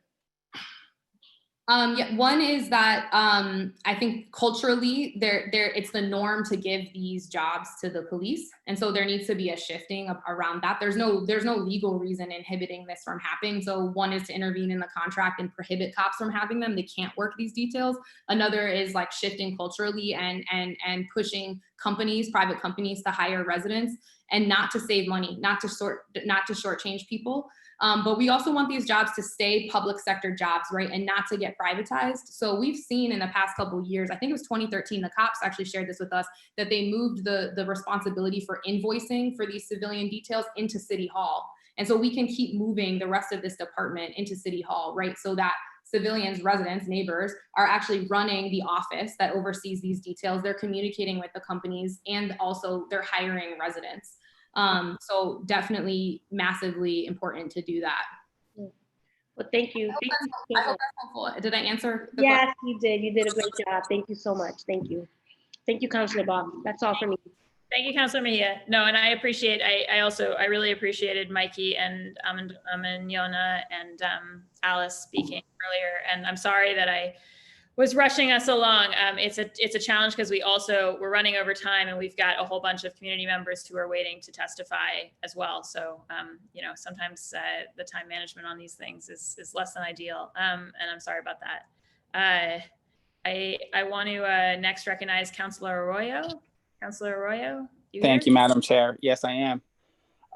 And so I'm gonna, in the interest of time, I just want to say thank you to everybody. It's not the only thing I'm going to say. I just want to say thank you now and get it out the way so I can dedicate it to just things that really struck me during this conversation. And the first thing I want to say thank you for is thank you to Mallory and everybody involved at Families for Justice and Healing with the information about 2 violations required in a year, and I guess this is the first question I'm going to ask, and I think I know the answer, but I'm asking the question just in case. Is there any other union that exists in the city of Boston that gets state or city issued weaponry that they're authorized to use? Is there any other union? That's for Greater Boston Labor Council. That's for Mr. Galvin. Is there any other union that gets issued weaponry in the city of Boston? I think we just lost Arlene. She unfortunately just had to go. I think the answer is no, but I'm happy. I don't know if there's any other union that has the municipal police. I don't know, Councilor Arroyo. That would be the only one. Okay, and here's why I say that, right? From my background, right? My mother was a Boston public school teacher. We were union raised. My brother was an organizer for janitors. I tried to union organize, and those efforts still continue at the Boston as a public defender at CPCS with SEIU 888. I recognize and appreciate and honor collective bargaining and labor rights and what it means to stand up in those meetings and in those rooms and in those contracts as a body for the benefit of the whole. When we talk about unions, though, it's very important for me, at least, to understand that folks understand that there's a distinction between unions that have the authority to kill and unions that don't. And when we are talking about collectively bargaining, the authority to remove accountability measures or to accountability measures to make sure that when those things happen, that there's an actual process in place that is just, there's a real question as to what that has to do, for me at least, with Amazon workers unionizing against a corporation like Amazon, right? So there's a real question and distinction for me when we're talking about this as to whether or not it's a true attack on bargaining power or unions, or whether or not a conversation about accountability for police unions is the same as a Trojan horse into weakening contracts for teachers or janitors or those things. And I'm happy to have that discussion, with you at the Greater Boston Labor Council or, offline. But the second thing for me on this is, Mr. Galvin brought up the history and the context, right? When we talk about policing, we have to talk about the context of the neighborhoods in which they're in. And I think one of the realities that we have is, as he mentioned, the Constitution did create these responsibilities, and they created those responsibilities at the time with an exclusion towards communities of color, people of color. At the time of the creation of that Constitution, Black men and Black women in this country were considered property, or 3/5 human beings. And so over time, we have certainly stepped away from some of the more problematic issues with the Constitution, but the systems that we created to enforce that Constitution and enforce, public safety and these things were created in the context of their time and created in the context of the realities that we don't live in a post-racial society. We don't live in a post-class society.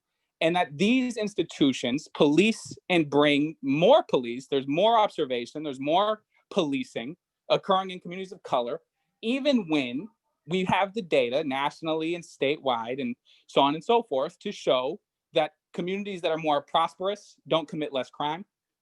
People who are not of color don't commit less crime.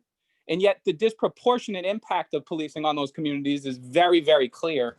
And so when we talk about the context today of 70% FIOs in communities of color, where the vast majority of those stops don't actually involve a summons or a charge, what we're actually talking about is the lack of safety in our communities. The ability for people in our community who are Black or brown to be stopped on a street by somebody who is armed and questioned is not actually something that I think promotes safety. It's not something that I think most folks in our community would say is induces safety or makes them feel safe. And so when we talk about public safety and we talk about the context of numbers in the communities that they're in, it's really important that we create systems that actually bring true safety. And safety is not security, and those are two different things. And so with that in mind, my only question is to, I think Mallory is still here. When we talk about reimagining safety in our communities through contracts, what kinds of provisions do you believe that would look like? What kinds of things does that look like for you and for other folks? And I'll leave it there. Thanks, Councilor Arroyo. And shout out to the data requests that you've done recently that have been instrumental for organizing that's happening. We really appreciate that. I think first, I just want to also share that the language that Families for Justice as Healing organizes around information with the National Council for Incarcerated and Formerly Incarcerated Women and Girls is reimagining communities. And that language is really important to us because that came out of a movement that was started by the National Council in direct response to some other organizations that were trying to reimagine prisons, for example, or reimagine police. And we don't want to do that. Right? We're working very clearly to eradicate those systems. So we're reimagining communities. And when we do that, I think we need the cops to get out of communities so community members have the opportunity to do that healing work with each other without constantly being rolled up on by the cops. And I really also want to just thank Councilor Campbell for the work that she's doing around the lots, for example, and allowing people to gather, right? So right now we have some young people in certain areas that have to stand in parking lots in order to be able to talk to each other. And they're constantly rolled up on by police officers in unmarked or marked cars wearing plainclothes or not. So people don't even have the space to gather in sometimes, but are still making the transformative work happen. So I think contractually speaking, in addition to reducing the spending so that we can really shift those resources, that's a real and possible thing to do. Our founder, Andrea James, talks all the time about being a lifelong resident of Humboldt area in Roxbury and just seeing generations of intentional disinvestment. So this investment is a real racial equity strategy, of course, but beyond that, if we can contractually control forbidding cops from doing certain things and showing up in certain ways so that people can have the space and the opportunity to be in their own community with less contact with the police, to do some of the transformative work on our own, to have a heart attack without the cops coming. Like one of our members recently told us that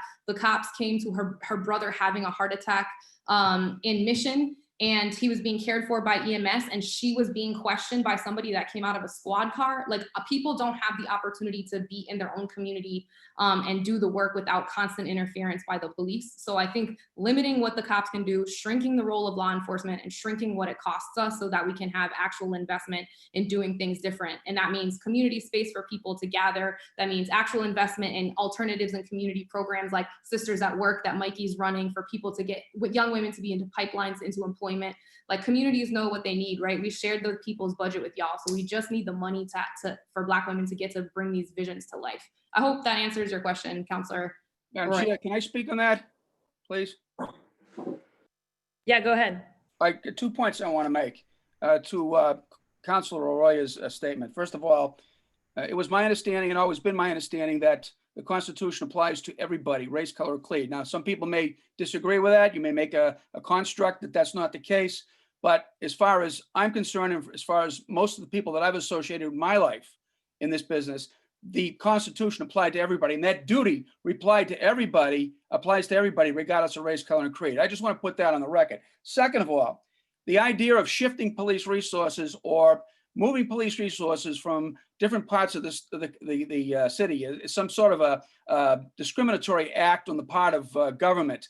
Just think about this for a minute. If we moved all the police resources into Dover and Sherburne, right, given the situation in Boston and other places, I think that your own constituents would be very, very upset at the fact that that policy was taking place. And I'll remind you that this last weekend, there were 9 shootings in the city. So where is the police resources supposed to go? Is it not supposed to go to where the demand is, or are we supposed to basically put it someplace where they can sit and do nothing?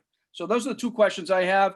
And I'm happy to answer them. So if I could just get a quick response to that. One, I think when we talk about where resources go in the context of shootings that have already occurred, it would seem to me that that's an indictment of the way that we spend our resources in the first place. If there's still a spike in crime, if there is crime still happening in those communities and it's constant and it's continuing, regardless of how much policing and police resources you are throwing at that problem, then that to me tells me that that is not the solution or part of that solution in whole. And I think that's something to discuss and talk about. But when we talk about, for instance, the information request I made of BRIC, where they provided where all of the cameras that BPD has access to, they have 169 in Roxbury, 169 cameras in Roxbury. They have 0 in Hyde Park, where I represent. They have 0 in Rosendale, where I represent. They have 0 in West Roxbury, which neighbors me. 0 to 169 in a community that makes up 8% of Boston's population is 89% people of color. It hasn't lowered the crime rate. It hasn't solved more crimes. It hasn't stopped murders or shootings. And so when we talk about that, we talk about it in the context that, yes, we can flood these neighborhoods with resources like this, policing and cameras and the surveillance and all the things that we do. But when we're then saying, look at all the crime that's happening, look at all the crime that is still happening, what you are telling me is that this is not the solution. This is not what's making it happen. And when we talk about, I was a history major. If we want to talk about the Constitution and who it applies to, I agree. In theory and in practice, it should apply to everybody. When it was created, it did not. And unless you believe truly, and I'm happy if you do, it's your belief, but the Constitution has not represented everybody in this country for the entirety of its creation or its construction. That is what we've theoretically wanted it to do. That is what we try to hold it up to the promise to do, but it has not done that. And I think many would argue with good reason that it doesn't do that now. And so I'm happy to answer those 2 questions. I hope that was informative as to how I see this problem. And I'm happy to see the floor so we can get to public comment or whoever's after me. Thank you, Madam Chair. Great. Thank you so much, Councilor Arroyo. And yes, I really do want to get to public comment. As I mentioned, we have a number of people who have been waiting very patiently. So I think all the councilors who are still here have made their comments. I do want to thank all of our panelists, Darlene and Dennis and Pam and Mallory and Alice and Mikey and Yona. And I've forgotten, and DeRay and Sam for speaking with us today. I think if the hearing felt a little bit unwieldy, it's because there are just so many ways in which our contracts implicate public policy issues. And I think that, it's not the role of this council to be in that room negotiating, but it is our role to say, there's nothing that we need to do in the city of Boston, to the point that Mallory made about creating, alternative community structures on the front of public safety when it comes to, great jobs for Bostonians and people of color. None of that stuff is stuff that we should say, oh, well, that it would be great for us to do that, but our hands are tied because of our police contracts. Because although our police contracts run on a 3-year cycle and constrain us in that sense, like it's us, the city of Boston, and our labor partners, right, who jointly negotiate them. And so I think it's really important for us to be having this conversation.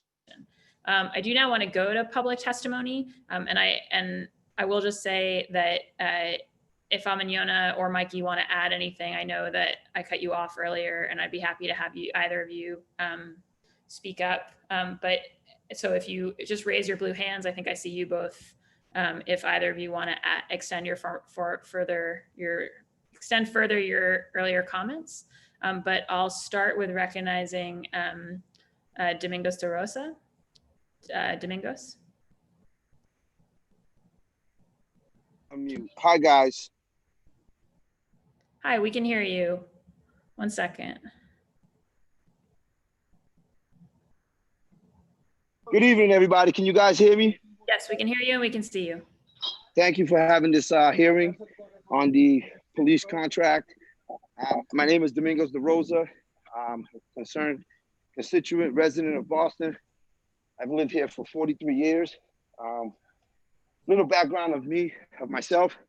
I was a City of Boston employee for 22 years at the Boston Centers for Youth and Families, previously known as Boston Centers, Boston Community Centers. In my time at BCYF, I spent 15 years as a chapter leader / union president for SEIU Local 888. I spent my time negotiating contracts, arbitrations, discipline hearings, and so forth. It's pretty much what this hearing's speaking to. And, you know, there's a lot of questions that a lot of you new members have that are sitting on this body, which is great. This is why I've been waiting since 3 o'clock to get my 2 minutes so we can have this dialogue, because it's long overdue. The city council has to be more attentive to all city budgets, not just concerning the police department, because that's what's in the press, that's what's being talked about across this country. But us as a city of Boston, a lot of our line items that we speak on is not presented to the public. It's not something that individuals like myself who are no longer previous to those information see. So having a hearing like this, and you have different individuals with different expertise come in and speak on what's going on nationally, is great. But for me as a Bostonian resident and a former city employee, when I sat at the table and I negotiated a contract for 1,500 plus members, when we consolidated into one contract, that's the 2010-2006 CBA. You can go in there, you'll see my name. I got nice, pretty handwriting. I learned how to make cursive. So the thing for us, when I was at the table, the big issue we had was all the other contracts were giving the leftovers, the crumbs. That particular contract was a 9% contract over a 6-year period. And the BPD contract, Patrolmen's Association, because then you have the detectives and then you have the guys in the brass. So BPD has a good amount of unions, at least 4 to 5 unions that service those employees. So, you know, for folks that don't have that background, that's why this hearing is important, and to continue to have this dialogue so people can tune in and understand what's really going on. As a BCY employee, it used to, you know, shame us because we would see you know, the line item for overtime for BPD, and it'll be in the $1 million range. And as you guys know, the budget for BCYF is about that. It's a little less than the 52 million for overtime that's line itemed on the city budget. BCYF is a direct service department, along with a few others like the Elderly Commission. I know they changed the name. I'm not familiar with the new name, but I know the Elderly Commission and a few others where they're direct service with constituents, and they don't have the funding. So I'm all for, you know, using our tax dollars in a better way. But again, we have to have the real conversation about, are we going to hold individuals accountable? Are we going to have, you know, the mayor's budget pass and only one individual has questions or vote against it? We can't continue to be doing that as a body that represents, you know, the constituents across Boston.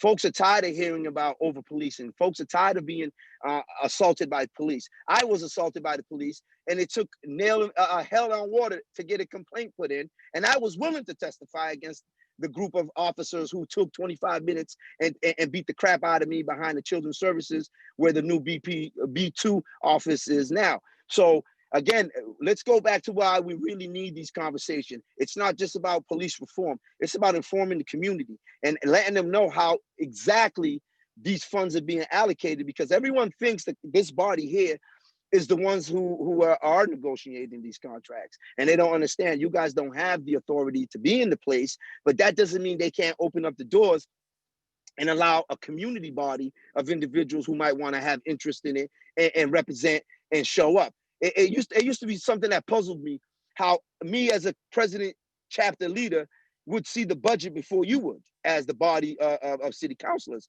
We'll see it in February and you guys see it in May. And then you guys got a month to review it, and then it's too late because we already signed the agreement months before. And yes, there is a time frame that you have to negotiate. Usually you would start off 6 months before expiration of the current contract, and then you would work into the next contract using the same contract until you agree to new changes.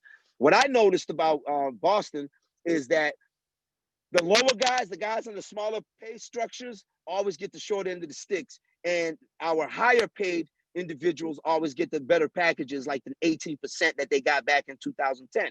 So again, I'm glad you guys are having this meeting. I appreciate it. I've been listening in. I appreciate the fact that you guys are bringing in expertise from different areas so everybody can have, their 2 minutes on stage. And if we continue to support each other and share this information, it took me a good 15, 20 minutes to be able to get this link to work.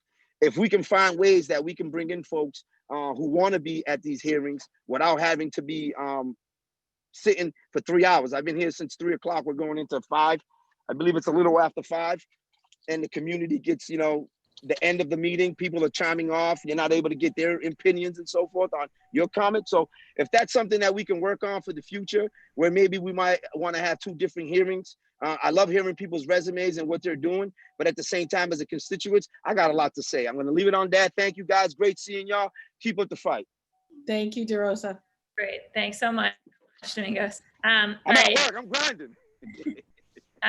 Next up, we'll have Erica Kuka, and then it'll be Joel Richards, and then Kamani James. Erica?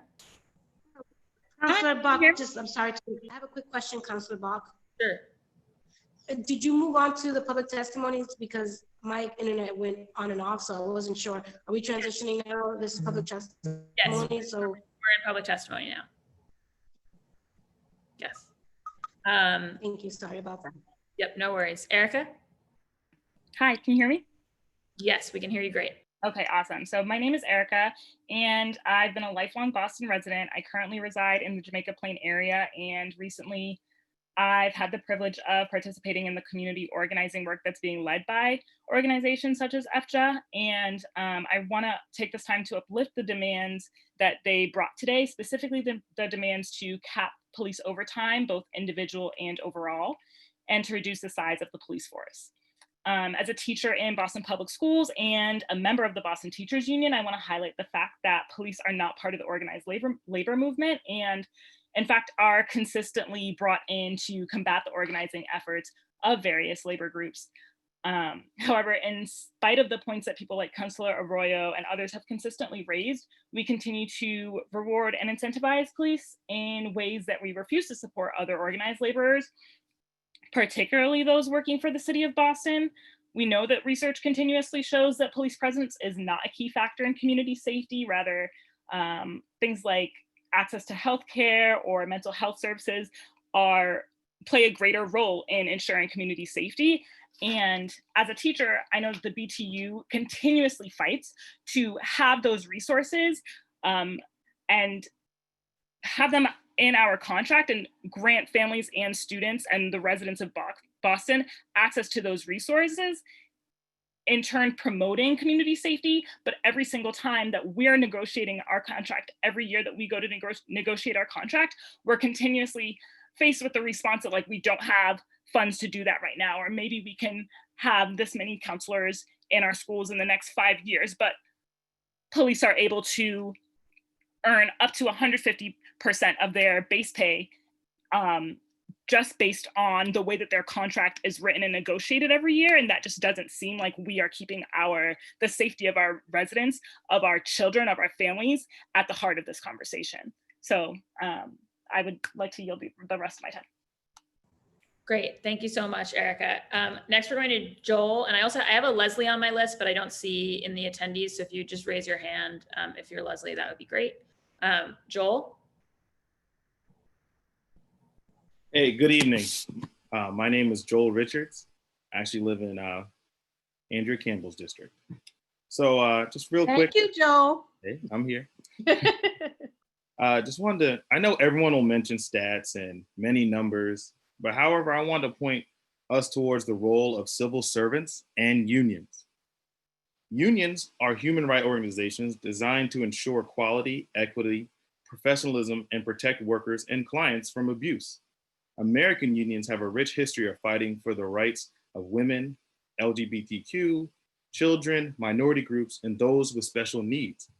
However, a union is no longer a union if it protects people who violates people's human rights and protects those that aren't professional and protects those who abuse vulnerable people. So let's talk about civil servants. Civil servants ensure a civil and functioning society. If the civilians that are serving are asking if the civilians they are serving are asking / demanding a change to the service being given, it is only logical those demands are met. And close some stats. Only 19% of major crimes are solved in this country. 1,300 unsolved murders in Boston. Just digest those facts. Is the current policing model in this country and in this city working? The civilians of this city and around the world are asking for cities to stop sending us more police, but build us homes and grocery stores. Make our schools like the ones you send your kids to, and send us resources to build our communities, not use our resources to punish our communities. That's all. Great, thanks so much, Joel. Next up is Kaimani James. Kaimani? Hello, good afternoon, members of the City Council, and to those of you listening virtually. As some of you may already know, my name is Kamani James, and I speak to you today as a senior at Boston Land Academy and a Black boy living in Dorchester for about 17 years. I'm going to keep this straightforward and brief, but I want you all to know that I am thoroughly frustrated, disappointed, and disgusted with the actions of BPD and the city's inability to hold them accountable. As you all know, 9 BPD officers were recently accused of overtime fraud in a city that pours a ludicrous amount of money into their own department. The irony. And the average officers make 30% of their base pay from overtime alone. No other employee in this city makes that much money from overtime. And a lot of those employees are actually out here making meaningful change in their communities, unlike a lot of BPD officers.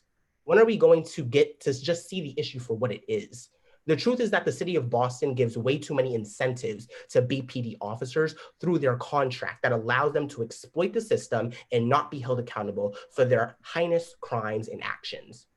As I was writing this speech yesterday night, my grandfather overhears me reading aloud the words I'm saying, and he says, Kamani, no matter how hard you or anyone else tries, the police will never change. They're always made to work against us, and that's just the way things are going to be.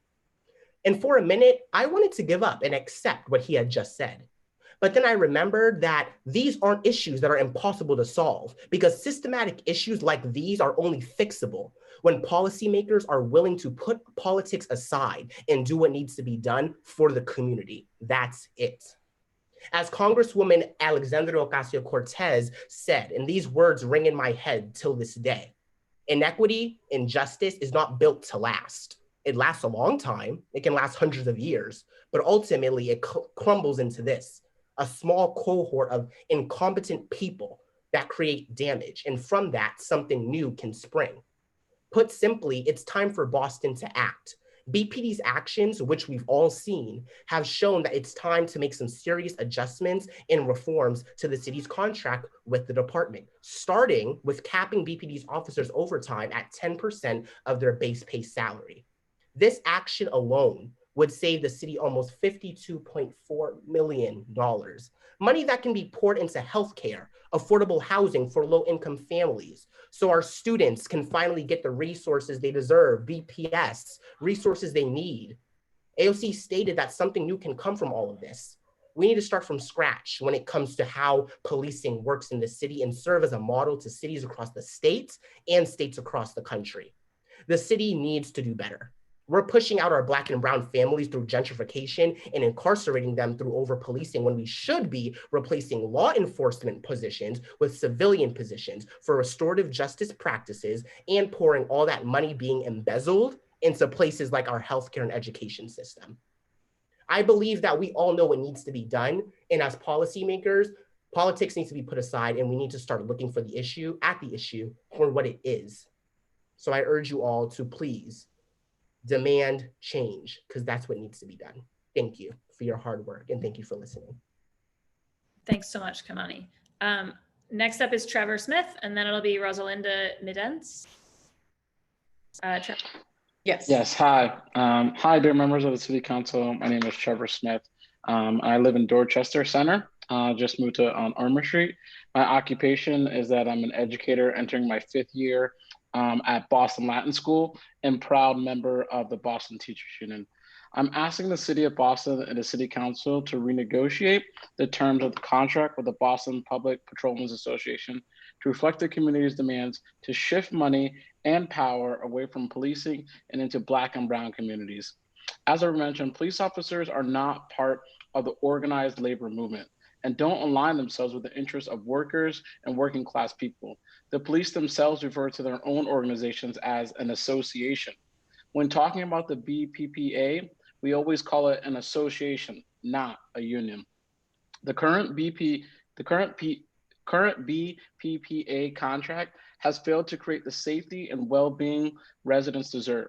The police contract is a barrier to real change by allowing police officers to receive excessive overtime pay, protecting police from accountability for violence and misconduct, and upholding structural racism through a strict seniority system. This means that the longest serving officers get to choose where, when they work, get first choice of overtime shifts and details, and make the most money, and officers do not have to live in Boston after 10 years on the force. The change to the policing contract that I most want to see is a cap and total spending on policing, including overtime. Because instead of continuing to spend public resources on policing, money and detailed jobs should be shifted out of PBD and into the Black and Brown communities. Because for far too long, we deferred millions, even billions of dollars from our schools, healthcare, and other vital programs that need more funding to strengthen our communities and to support the well-being of all of our constituents. In negotiations with the BPPA, if the negotiations with the BPPA do not include changes to decrease spending and shrink the roles and responsibilities of officers, I urge the City Council to vote no on the contract. Thank you so much. Great. Thank you so much, Trevor. Next up is Rosalinda Midens, and then we'll have Nino Brown. Rosalinda? Hi, everyone. Good afternoon. Thank you so much for having me. My name is Rosalinda Medense, and I am a student support counselor at Boston Day and Evening Academy. I have worked in education for 26 years, and I continue to love and serve my students and families throughout the city of Boston. But there are many concerns for our community, and one of them is transparency that the Boston Police Department lacks. Concerning issues is we need to investigate how we can cap the overtime individual officers that continue to abuse and take advantage of the system. And a cap on the total spending on policing includes with overtime.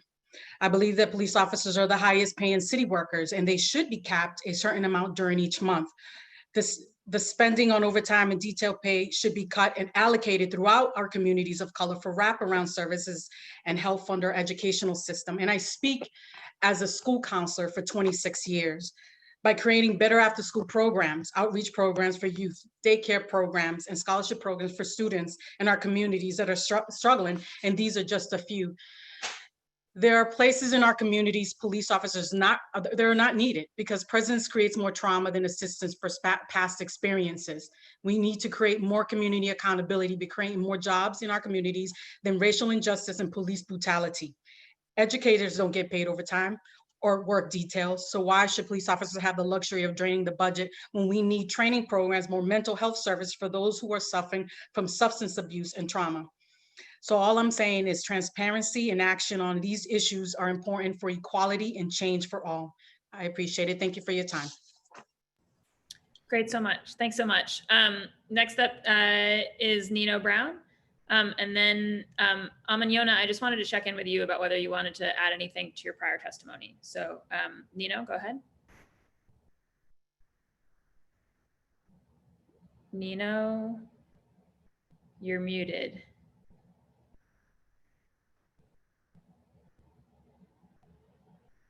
Okay. Or waiting. Amaniona, did you want to add anything?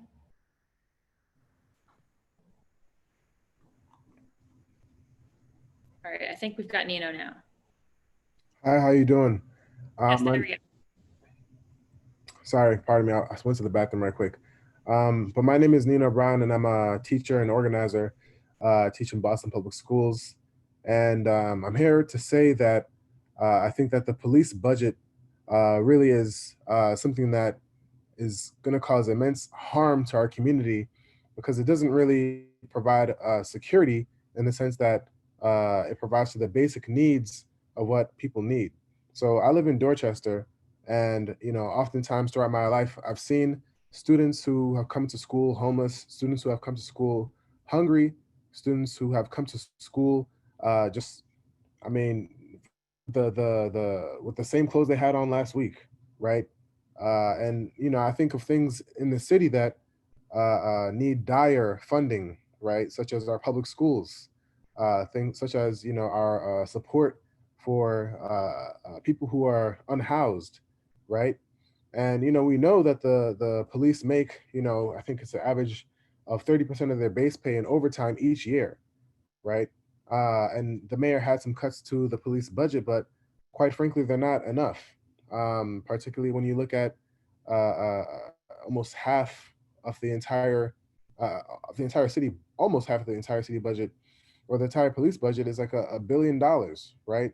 And when I think of things that would actually make my community safe and secure, right? I think of things that's just housing justice, racial justice, economic justice, so that police are not needed to resolve these contradictions and issues within our community because our communities are fully funded, our schools are fully funded, after school programs, mental health services, right?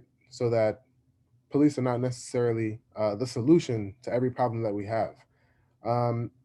And I think some of the reasons why I think the police furthermore should be uh, shouldn't be given any more money is, we know that in the city of Boston, we've had instances of police brutality where the police have just been unaccountable.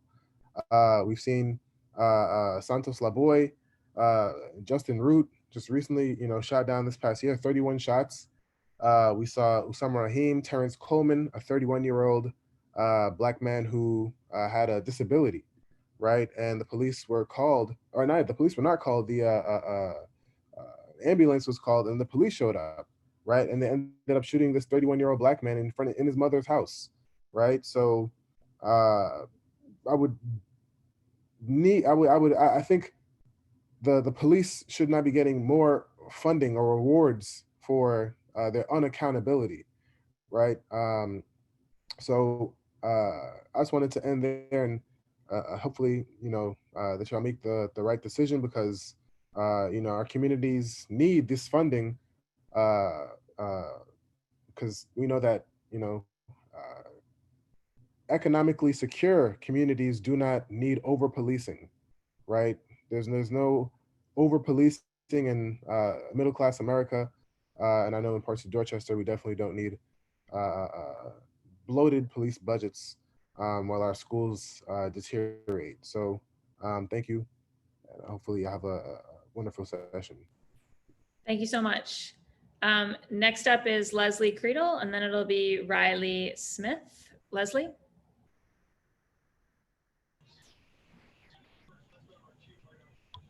Hi, good evening, everybody. I just want to say, in our community, we're at a place where we're reluctant to call the police because even for a small disagreement, someone always ends up in jail. So we don't have a very good trust in the police. And I myself, survivor, my daughter was killed in Boston, and I haven't had a good relationship with my detectives or the administration. we can do better. And bringing resources back to the community is, I think, more productive, especially for Black and brown people, where the distrust is just so high right now, that it's going to take time to heal, everybody to heal from the trauma. Police have inflicted a lot of trauma in our neighborhood. So I vote for no overtime spending and putting money back into our communities as well. Thanks so much, Leslie. Next up, we've got Riley. Hi, I'm Riley. I'm putting on a 2-minute timer for myself. So I just wanted to talk really quick as a community advocate. I work for the AIDS Action Committee in Roxbury, and so many of my clients are the same community members that are supposed to be being served by the Boston Police Department. So in my role at this job and in a previous role that I had as a domestic violence advocate, I have had to do things such as respond to a person who was threatening suicide, respond to someone who's brandishing a weapon at me, be the first responder for overdoses, provide safety planning for someone who is in a domestic violence situation, break up fights, also just be there and serve community members in the worst moments of their lives. So be there as a support for people when they were going through mental health crises, when they were struggling with substance use disorder.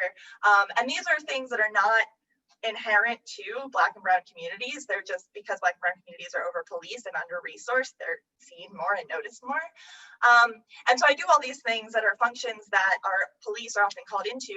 And at no point am I ever allowed, expected, or desiring to get violent at all.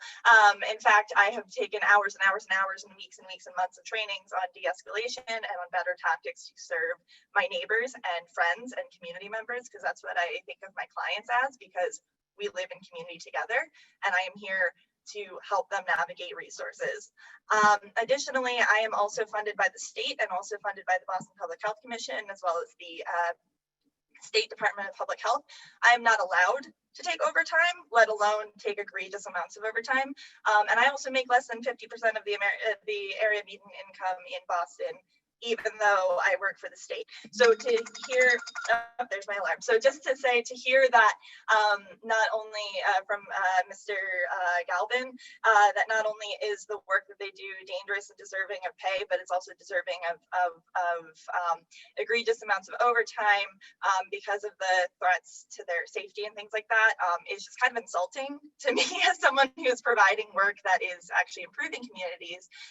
And finally, and I know I've gone over time, but because I work specifically in housing, we have an eviction crisis coming. We all know that it's coming. We haven't done enough to do anything about it. And this money that could be going to communities to allocate for themselves to understand and know what their community members need to stay sustainably housed and safe and in community with each other, if it instead stays in the overtime and in the budget of the police, when the evictions come, we will be paying with our taxpayer money the police to go forcibly remove families from their homes and then arrest them for being houseless, and any survivor crimes that they do, like petty theft or sex work or drug distribution or anything they might have to do to survive, which again will happen across demographics, because when you're houseless, you need to survive.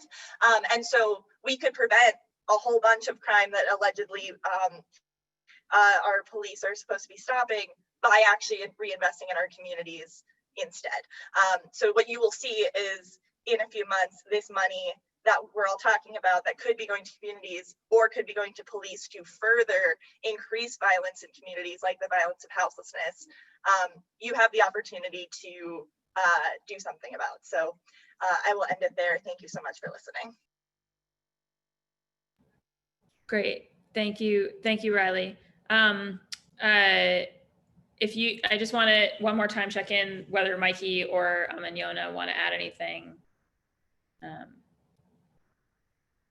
If not, we're going to go to Chelsea.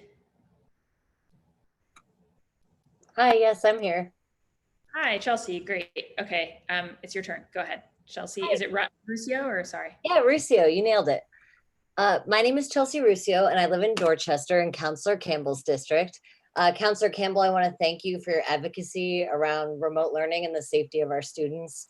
I am very grateful for that. I'm a third grade teacher and a proud member of Boston Teachers Union, as well as Local 26. Labor organizations and labor rights are near and dear to my heart and something that I passionately believe in and advocate for. Before becoming a teacher, I was a tour guide at the Freedom Trail Foundation and helped organize a union from the ground up. So as you might imagine, it's something that resonates with me. In our country today, unions are under attack by right-wing conservatives, but we can be in full support and solidarity with the labor movement and still challenge the racism and violence inherent in policing. No other workers have the legal right to kill people on the job. With that power comes an acute need for accountability, and we have not seen a willingness from the Police Association to agree nor aspire to that. The Police Association contract upholds historic and ongoing structural racism that cannot be reformed. To start addressing these dire circumstances, we have to make changes to combat the overwhelming power the police currently have, and that starts with money. I am asking the City of Boston and City Council to renegotiate the terms of the contract with the Boston Police Patrolmen's Association to reflect the community's demand to shift money and power away from policing and into Black and Brown communities by offering funding for affordable housing, healthcare, the arts, education, and economic development through employment and cooperative business ownership. The current BPPA contract has failed to create the safety and well-being residents deserve. The police contract is a barrier to real change, as it allows police officers to receive excessive overtime pay. It protects police from accountability for violence and misconduct, and it upholds structural racism through a strict seniority system. As a teacher in Hyde Park with a class made up of mostly Black and Brown students, I see how the Police Association contract is causing harm in my community. It disproportionately diverts funds to itself and away from other resources that would better serve our kids. The relationship between BPS students and police is fraught and unacceptable. It is completely inappropriate for police to be called on children in school. Do we really want to live in a country where students are faced with police with guns and handcuffs instead of trained professionals, experts in de-escalation? We need to redirect funds towards resources that will help our students, not traumatize them. Those funds could go towards social workers and experts in de-escalations like Riley, who spoke earlier, and anti-racism. We could take this money and use it to address the root cause of structural racism in our city. Instead of continuing to spend public resources on policing, jobs, and money, policing jobs and money should be shifted out of the BPD and into Black and Brown communities. These are concrete steps that we can and should do. If the negotiations with the BPPA do not include changes to decrease spending and shrink the roles and responsibility of officers, I urge the City Council to vote no on the contract. We cannot erase our city's history of racism, but we can acknowledge past injustices, figure out how they are affecting our kids right now, and then take clear-eyed action that will protect, support, and not further traumatize our children. As teachers, as city councilors, that is our job. Thank you. Great. Thank you so much, Chelsea. Next up, we've got, sorry, I just admitted folks to Melissa Nussbaum-Freeman. Melissa?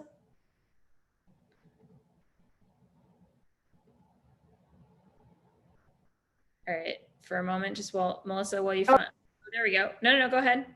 If you've got it figured. You unmuted and now you're remuted. There we go. Okay, thank you. Thank you so much for this opportunity.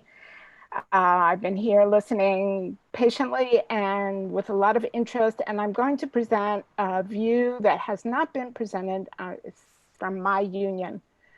My name is Melissa Nussbaum, and I live in City Councilor Frank Baker's district, and I do wish that he had been present. I would love to see and hear from him as well. I'm a full-time organizer for Jewish Voice for Peace, a national unionized nonprofit organization based on Jewish values of justice, equality, and the responsibility to work towards freedom for all peoples.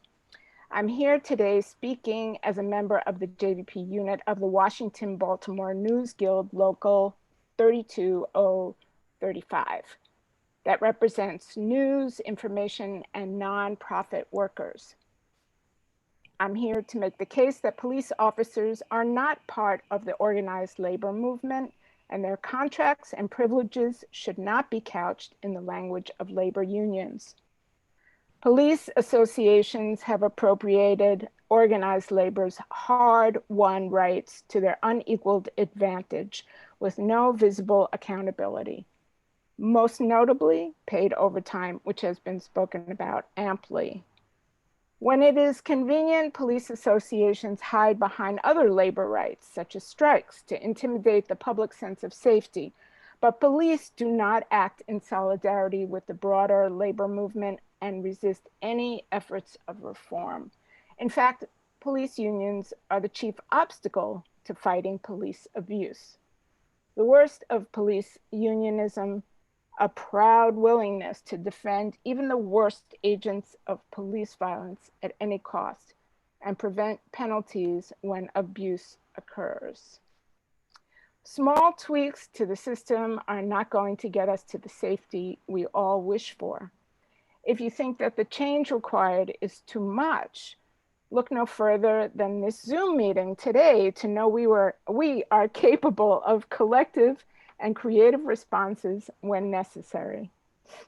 Last week, responding to the idea that Black Lives Matter and supporting the CWA's executive board's statement to dismantle racism, WBNG 32035 ratified with an overwhelming majority a resolution that calls our parent unions, the AFL-CIO and CWA, to disaffiliate from its police union, IUPA, the International Union of Police Associations, and all other law enforcement locals. I offer this as inspiration for the Boston City Council to reassess the BPPA and the contract process. Thank you for your time and consideration. Great. Thanks so much, Melissa. And I do want to note that we were joined a while back by Councillor Sabi George, who's been back on listening to public testimony, and I'll give her a chance to make a statement once we reach the end here. Next up is Russell Weiss Irwin.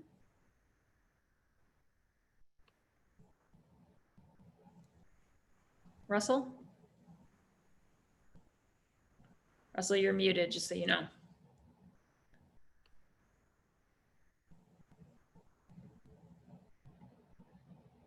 Okay.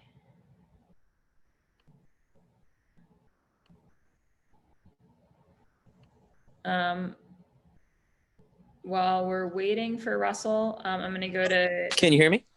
Yes, now we can. Can you hear me now? Yes, we can. Can you hear me? All good. Can you hear me? Can you hear me? All right, I was talking that whole time. Okay. Yes, we can hear you. All right, great. So yeah, I'll keep this. I'm gonna actually. I've had a bad internet, but so dear members of the City Council, my name is Russell Weiss Irwin, and I live in Neponset, Dorchester, in City Council District 3, Frank Baker's district. I'm a middle school teacher in BPS and a proud member of the Boston Teachers Union and active in the Ward 16 Democratic Party. I'm testifying today in order to urge the city to renegotiate the terms of the contract with the Boston Police Patrolmen's Association to reflect our community's demand to move power and resources from policing into Black and Brown communities. I support all the demands that Families for Justice as Healing have raised, but I want to talk about two areas in particular. First, from a perspective of keeping good paying jobs in our communities, I want to talk about the change to the policing contract to replace officer details with civilian details and free up those high-paying city jobs for community members with quarries. Second, as a union member and someone active in labor solidarity, I want to affirm the fact that the BPPA and other police associations are not unions and are not part of our labor movement. Regarding detail jobs, I see every day in my church and among my neighbors and the parents of the students I teach, it is very hard for community members who have been incarcerated and who don't have a college degree to get a job, especially in the public sector and with the protection of a union contract, and which provide a pathway to a career. These detail jobs, as others have pointed out, could be an excellent opportunity to provide more jobs like this to people in our community, especially community members with Corey's or BPS families, and move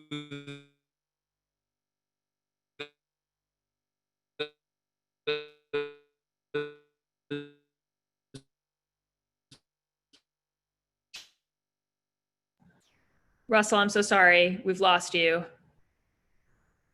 Faded out. Okay, I'm gonna, Russell, if you hear this, you're very welcome to, oh wait, can you say something? No. Okay, you're still, we're just getting like a syllable at a time. So I'm just gonna ask you to disconnect and rejoin, and I'll happily recognize you to finish. Counselor Bach, this is Counselor Mejia. I just wanted to just let you know that I'm still here, but there's a community meeting that I have to go through to at like 6:30, so I may pop on and pop off, okay? Okay, great. I mean, I think we may be done by then, but let's just keep moving through public testimony because I know people have been waiting for a while. I think I recognized a second ago, I saw George here. Yep, I'm here. Yes, George, go ahead. Hi, good evening. My name is George Lee. I'm an organizer with Youth Justice and Power Union, and I'm reading a testimony written by Kanaya, who's sick with a sore throat. Dear members of City Council, my name is Kanaya. I live in Dorchester, and my occupation is youth organizer at Youth Justice and Power Union. I'm asking the City of Boston and the City Council to renegotiate the terms of the contract with the Boston Police Patrolmen's Association to reflect the community's demand to shift money and power away from policing and into Black and Brown communities. The current BPPA contract has failed to create the safety and well-being residents deserve. The police contract is a barrier to real change by allowing police officers to receive excessive overtime pay, protecting police from accountability for violence and misconduct, and upholding structural racism through a strict seniority system. The police association contract is causing harm in my community by having innocent people tear gassed and arrested at peaceful protests, body slammed on concrete for trying to go home, and harassed multiple times by police officers for expressing their rights. The change to the policing contract that I most want to see is reducing the number of officers on the force, because you are taking away money from the community that could be beneficial for the people instead of funding a department that is breaking down the community. When you fund the police department, you are paying officers to kill Black and Brown people, as well as supporting systemic racism. Instead of continuing to spend public resources on policing, money and detailed jobs should be shifted out of the BPD and into Black and Brown communities, so that our people can get jobs and get back on our feet, so that places like Nubian Square, Dudley Station can go back to normal. When you take away money from the public, you help create higher crime rates, death rates, and poverty. If the negotiations with the BPPA do not include changes to decrease spending and shrink the roles and responsibilities of officers, I urge the City Council to vote no on the contract. Thank you for your time.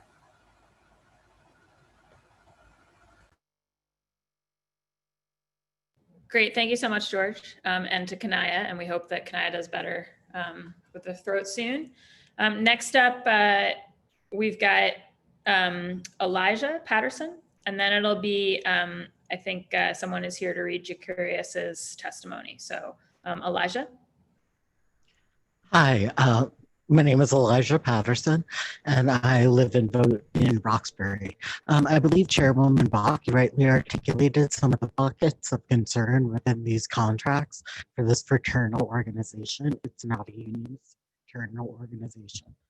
I would like to speak to fiscal responsibility, replacing police functions with civilians, and concerns about racial justice and economic justice. I must begin by saying that policing is violence itself, but I know not all of you are there with me yet. I believe that one of the reasons police violence and abuse is so rampant is that they are doing jobs outside of their training or reasonable responsibility, and for which they experience little or no accountability. Many people have spoken about things like flagging details or parade security, Um, you've been inundated with thousands of demands for less policing and more responsible spending. I'd like to use my time to speak to BPPA officers inappropriately being dispatched to respond to mental health crises, and I'm glad Councillor Sabi George has joined us. Last week, people celebrated when 15 counselors were added to the best team, being paid by the police department. Meanwhile, I no longer feel safe calling the best team. I recommended them to other people in the past, and I've called them when experiencing a crisis. I once found myself without the skills to help a friend who was suicidal. We discussed the situation and called the best team, only to have police with their lights on show up because my friend is Black, mentally ill, and had been previously court involved. My friend retreated and denied treatment. One of the scariest things I ever did was to call 311 and put out a missing persons report. Two cops with belts and guns that seemed impossibly huge walked in and came into my house. They intimidated me to get inside. I explained that a Black transgender friend had told me that she thought she'd been drugged and raped, and then she disappeared. I called the police fully believing my friend had killed himself, and the response of the cop in my living room was, "How can you not know if you're raped?" It was eminently clear to me that police do not mean safety. I do not believe we're safe for police in our neighborhoods. Black and brown neighborhoods are unsafe. Queer neighbors are unsafe. Trans neighbors are unsafe. Unhoused neighbors are unsafe. Police should never respond to wellness checks, overdoses, mental health crises, reports of homeless people existing, or 311 calls. The people that respond to these events should be trained community members, not paid by the police and not carrying weapons. As you work to defund the police and scale back the size of the police force, as your constituents have clearly demanded of you, you can also shape their jurisdiction. I urge you to follow the demands of Families for Justice as Healing and scale back the event types police are allowed to respond to for the sake of fiscal responsibility, constituent demands for civilian jobs, and concerns about racial and economic justice. Thank you. Thank you. I want to go back to Russell, who I see has rejoined us, just to give Russell a chance to finish, hopefully on a better connection. And then we'll go to Jacurious. Russell? Yeah, sorry about the internet connection. But Elijah, thank you so much for that powerful testimony. The thing that I was finishing up by saying is I just really want to affirm what a bunch of other people have said, which is that the BPPA and other police associations are not part of the labor movement. In the past few years, there have been many important union and workplace struggles, whether at Stop and Shop, at Marriott hotels across the city, National Grid, at the Battery Wharf Hotel, Harvard University, Tufts Medical Center, Northeastern University, and at City on a Hill Charter School, among others. I've been at many of these picket lines, and I always see workers from all the other unions there: Teamsters, Unite Here Local 26, other teachers, nurses, janitors, steelworkers, ironworkers, carpenters, electricians, and often city councilors as well. But we also see police on those picket lines, but not in solidarity, not standing by fellow workers, not supporting the struggles that people face, but rather being there to control and restrict and often arrest workers who are fighting for justice. So they don't act as part of our labor movement, and they are not part of our labor movement, and their associations are not unions. And I just feel that's a really important point to underline. It's not collective bargaining, and they are not unions. Thank you. Thank you, Russell. Next up is Jacurious, or someone, I think, going to play Jacurious's testimony, and then we've got Nora Paul Schultz. Jacurious, go ahead. Dear members of the City Council, my name is Jacurious Davis, and I live in Dorchester. I'm a high school history teacher and a member of the BTU. I'm asking the City of Boston and the City Council to renegotiate the terms of the contract with the Boston Police Patrolmen's Association to reflect the community's demand to shift money and power away from policing and into Black and brown communities. The current BPPA contract has failed to create the safety and well-being residents deserve. The police contract is a barrier to real change by allowing police officers to receive excessive overtime pay, protecting police from accountability for violence and misconduct, and upholding structural racism through a strict seniority system. The police association contract is causing harm in my community by taking away much needed money and resources from poor and working class Black and Brown communities. From 2010 through 2019, the Boston Police Department has spent almost $600 million in overtime. And in the past 5 years, the department has spent $75 million more in overtime than the city budgeted for. This means the city is devoting less money and less resources toward basic needs and meeting basic needs such as adequate housing, healthcare, education, arts, public spaces. The list goes on. Now we know through ample research as well as our lived experiences, right? Because that should not be counted out of the conversation. But we know that people experience true safety and true protection when they have their basic needs met, when they are afforded the opportunity to live lives of human decency and dignity. So why not invest enough money and proper resources into that way of life? Now, as we are in the midst of a national uprising against racist police terror, right, against white supremacy more broadly, we are demanding that those in city leadership go beyond merely uttering the phrases Black Lives Matter or anti-racism or Boston is an anti-racist city, and instead make those words ring true through meaningful material change. What does this mean? This means we demand those in city leadership do the right thing and honestly be on the right side of history and support us in shifting money and power away from policing and incarceration and into our communities, which is long overdue in Boston. Therefore, the change to the policing contract that I most want to see is a cap on the total spending on police, including overtime, as well as a reduction of the number of officers on the force. The reason why is simple. Our communities know best on how to keep each other safe. We've been doing it in different ways and different iterations for years, through generations, right? And we simply need the money and proper resources to do so in a more enhanced way.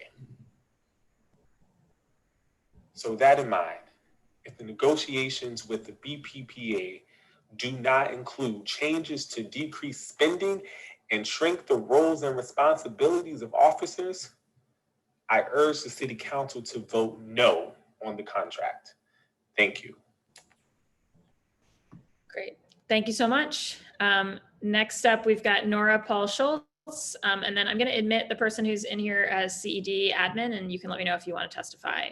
Otherwise, I think we're coming to the end of public testimony. Nora?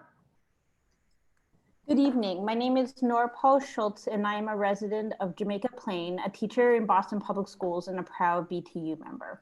I wanted to start by talking to you all about the overtime spending, because as an employee of the city of Boston, learning about police overtime has been infuriating. The amount of overtime police officers get and under what circumstances they get overtime is outrageous. As a teacher, let me tell you, I have done my fair share of overtime. I've spent hours after school and on weekends, planning classes, grading, meeting with students, talking to families. And I know it's part of the job, but it's not one that I get paid for. I'm also the advisor for multiple after school clubs because I know the importances of those clubs for my students. And most of the time I don't get paid, and that's okay. Working with the Student Immigrant Movement, Muslim Students and Allies Association, and the First Robotics team is sometimes the highlight of my week, but they also take a lot of time, especially the robotics team.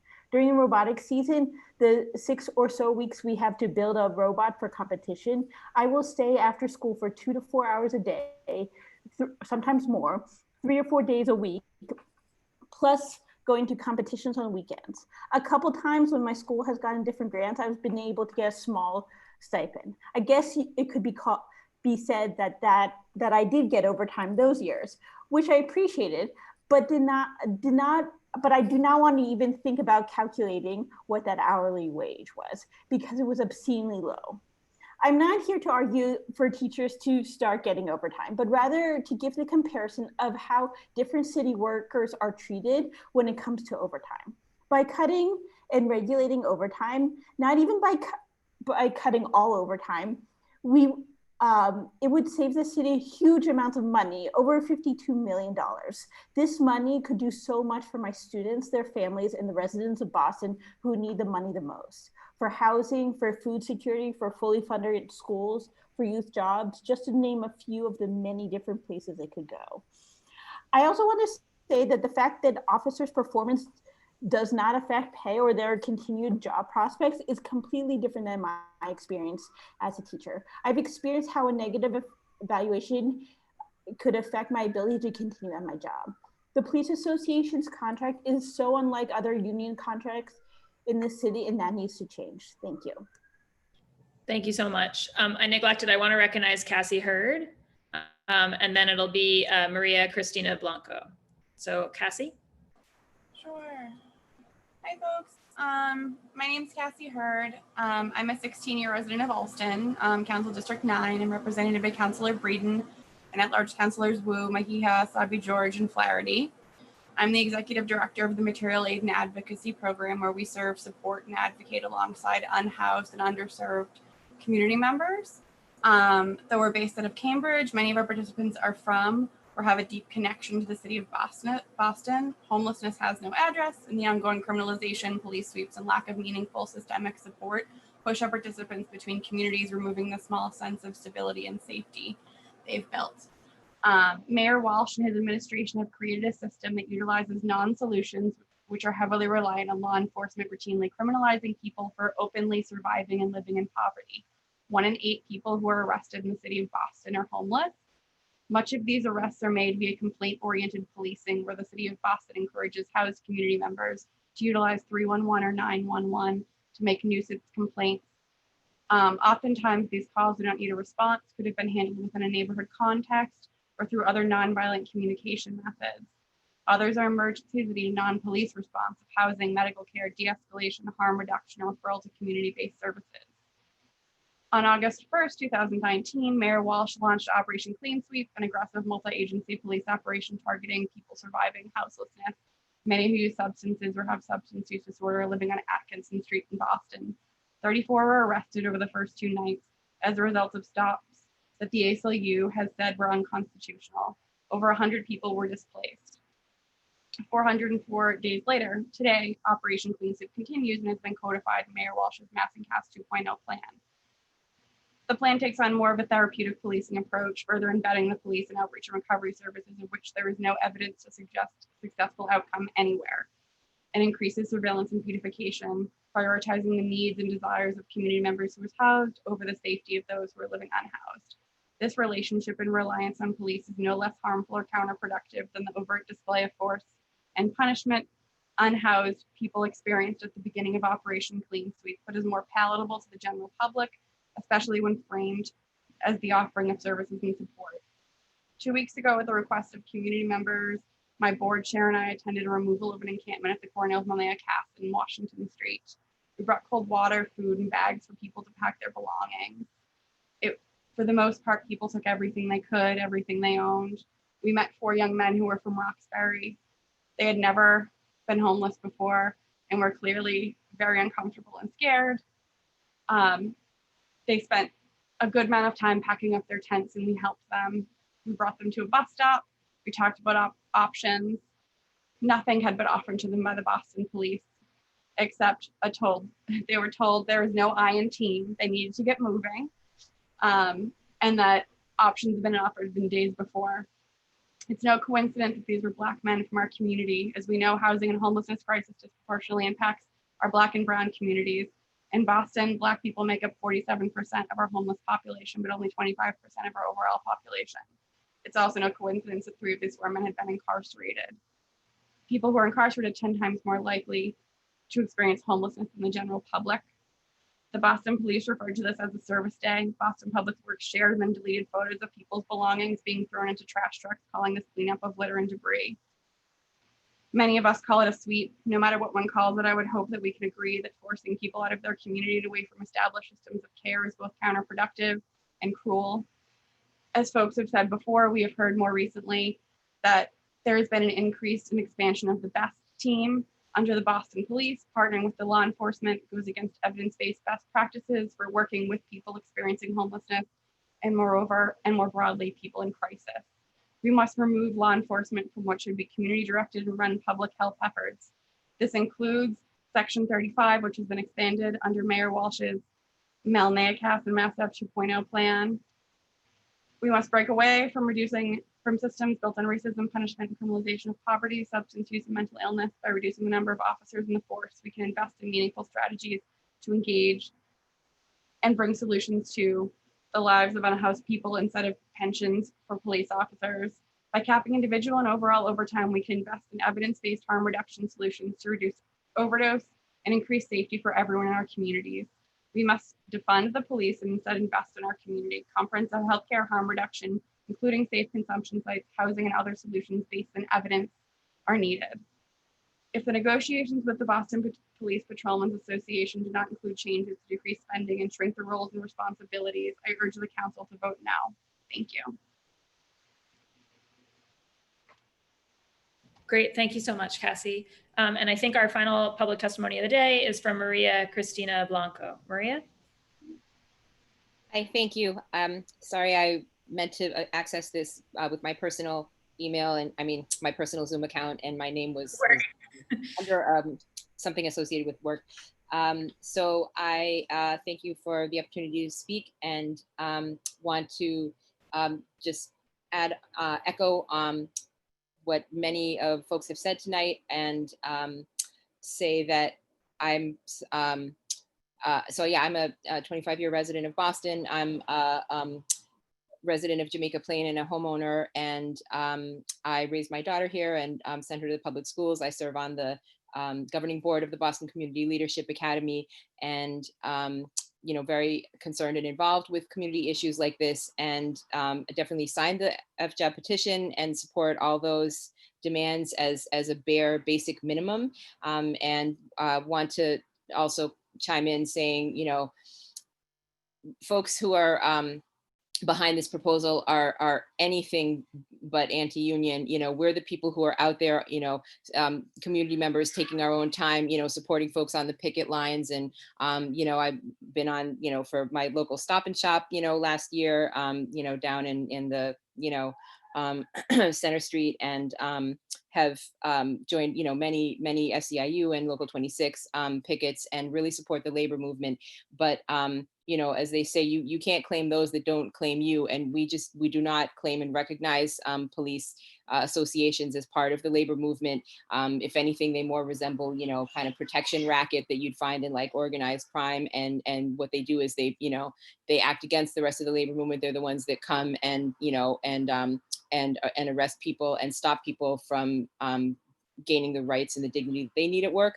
And so I came to echo that, and also to thank Councilor Arroyo for his work investigating what's the connection with BRIC and the criminalization of youth in our schools. And so, obviously we need to go, just keep going further from this basic set of demands. We need to look at, how the police budget that's, devoted to having police officers in Boston schools and connected with Boston schools. There's a very big problem with the power dynamic. Again, I say it's just like some kind of a mafia racket, because when I go and testify at the school committee and explain to them how traumatizing it was for our entire school community when one of my daughter's classmates a couple of years ago got into a minor altercation on the bus on the way transporting to or from school, and then had the MBTA police involved, reported him to ICE, and then he got scooped up and put in detention and lost a year of school. And, the rest of the students in the student immigrant movement had to focus on, rallying to do fundraising and legal support. And it was just such a, it had terrible impact on this student's education, although he was able to be released. But it really was chilling on so many students. education. And so it's concerned me so much ever since then how police officers in schools, you know, also can be a source of reports that then get shared with, you know, these organizations like ICE that are being run by open white nationalists. And so we need to shut that down any way we can. And when we come and have a proposal to the school committee, you know, can you adopt privacy guidelines? Can you stop cooperating, you know, with the Boston police and stop sending student reports? You know, they tell us, oh, you know, we've heard from all these different stakeholders, and you know, we took, you know, the advocate's point of view into consideration, but we need something that all stakeholders can agree on. The stakeholders who won't agree on it, you know, are the police, right, who would have to enforce this. And so there are just so many tendrils that they have their or tentacles, you know, that they have out that are strangling our rights and our human rights, you know, to an education and to housing, as we just heard, in so many ways. So that this is just really, the FJAS proposal is like the bare minimum on, you know, how do we start to shift how do we start to shift the power dynamics and the resources. And so, you know, as someone who normally does most of my advocating around school issues, I see a really strong connection, and that's why I came here and waited to the end of the testimony to, you know, back everyone else up and also share this perspective. Thank you so much. Thank you so much. And we really appreciate you doing that and waiting through a long hearing. That concludes our public testimony. Before we wrap this up, I want to give my colleagues a chance for closing statements, and particularly I want to go first to Councillor Asabi George because she had to step away for a minute when I got to her in the order earlier. So Councillor Asabi George, you have the floor. Oh, no worries, Madam Chair. Thank you very much for recognizing me. I am sorry that I had to step out. I had a small parent meeting regarding the return to school and some other school things. So appreciate that this hearing was still going on. I wasn't surprised that it was, as there are lots of thoughts and opinions and certain feelings about the topic matter before us. I do want to be clear through maybe you, Madam Chair, that we don't currently have a police contract before us today that we are voting on. We are simply discussing, and perhaps you can clarify for those that have testified today and who have submitted testimony, that we are talking about the role that we could play around some of the police policies that currently exist and are part of that larger conversation. I also would like to note, because it was brought up in some of the testimony, that there is a BEST team available 24 hours a day, 7 days a week through Boston Medical Center. The number for that is 1-800-941-HELP. They are a very large and dynamic group of clinical social workers who are available to provide supports to any of our residents here in the city of Boston 24 hours a day, 7 days a week, and have access to many, many languages. So I encourage any resident who is experiencing a mental health crisis or needs a referral for mental health services to reach out to the BEST team. I am also very proud of my work in increasing the budget for BEST clinicians who will provide a co-response, an additional co-response to the providers that we already have through the Boston Police Department, and will work with many other organizations to provide not just immediate reactionary services to any one of our residents who are having a mental health crisis, but we'll have an opportunity to work proactively to support our residents, connect them with services, whether it's deeper and further psychological assistance and mental health treatment, but also access services around housing and primary care and other services that any one of our residents, substance use disorder assistance in all of that. So I'm very proud of that work and very excited about the contributions that those additional clinicians will bring to our city as a whole, and the support and the advocacy they will present with the Boston Police Department. I will go back and review the section of the hearing that I stepped away from and reach out to whether it's panelists or colleagues around questions or comments during this hearing today. Thank you, Madam Chair. Thank you so much, Councillor Asabi George. Councillor Andrea Campbell, my co-sponsor here. Thank you so much, Councillor Bach, and thank you to all of the panelists who participated today. Extremely helpful and informative to the conversation. I absolutely have enjoyed what I've learned, because when we first, of course, called for this hearing, it was an opportunity to inform the public about these critical contracts and provisions as they relate to policing reform and accountability, which many people didn't know about. But it was also an opportunity for us to bring in experts. And I count as experts those folks in the community, the residents who participated in public testimony. So thank you so much, who stayed on for over 3 hours to participate, to add their voice, but most importantly, to name specific solutions as to what we could be doing when we say we want to reimagine policing. And folks who brought ideas to the table, I thought did it in such a way that it talked about not abolishing the police department, but shifting resources to address root causes of violence, doing it in a creative way, while uplifting people who have been marginalized and oppressed by various departments in government for far too long. So I really appreciated the folks on the panel, of course, those in public testimony. Look forward to working with you, Councillor Bach, and Councillor Edwards as co-sponsors on some of the specifics we heard, including some of the creative ideas. I also want to just add, one thing that is important is we are currently in negotiation, right? So even though the counselors cannot be at the table with respect to that legally, I was disappointed that the administration couldn't be here, because we could have said, these are the things we hope you'll be advocating for at the table, but also got somewhat of a big picture overview of what they too would be pushing for, which I think is critically important and can be public. And we're not seeing that enough, I think. Councillor Campbell, you muted suddenly. Oh, can you hear me? Yeah, you said we weren't hearing enough of what the administration's positions were, and then you cut off.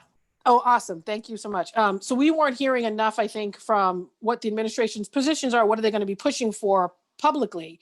So obviously we have a lot on our end that we can be bringing to them, to be bringing into these discussions and negotiations. Councillor Campbell, it happened again. You know what it is? I keep seeing Councillor Janey pop up, and I think when I click to see you, it does something funky. So I'll just wrap up by saying we have a lot to bring to the administration to include in these conversations with respect to contract negotiations we're currently in. Even though we can't be at the table, this was a creative way for us to insert our voice, I think, in a more powerful way. So appreciated the collaboration between the Committee on Public Safety and the Committee on Ways and Means. So thank you so much, Councillor Bach, and thank you again to all the folks who waited to testify. Thanks so much, Councillor Campbell. And yeah, I really continue to appreciate your leadership and mentorship on this public safety front. Council President Janey. Hello. Hi. Can you hear me? Yes. Excellent. Wonderful. So let me just say thank you, Chairwoman. This was a very, very powerful hearing, and especially coming on the heels of the GovOps hearing earlier today. The panel, particularly the first panel, with solid recommendations, looking at this not only at the national level, but looking at it at the local level and hearing directly, not only from our activists and advocacy groups, but so many people who just so eloquently testified. Obviously, people have, I think that's my computer. I'm sorry, I don't know why all these noises are happening. Lots of people are passionate.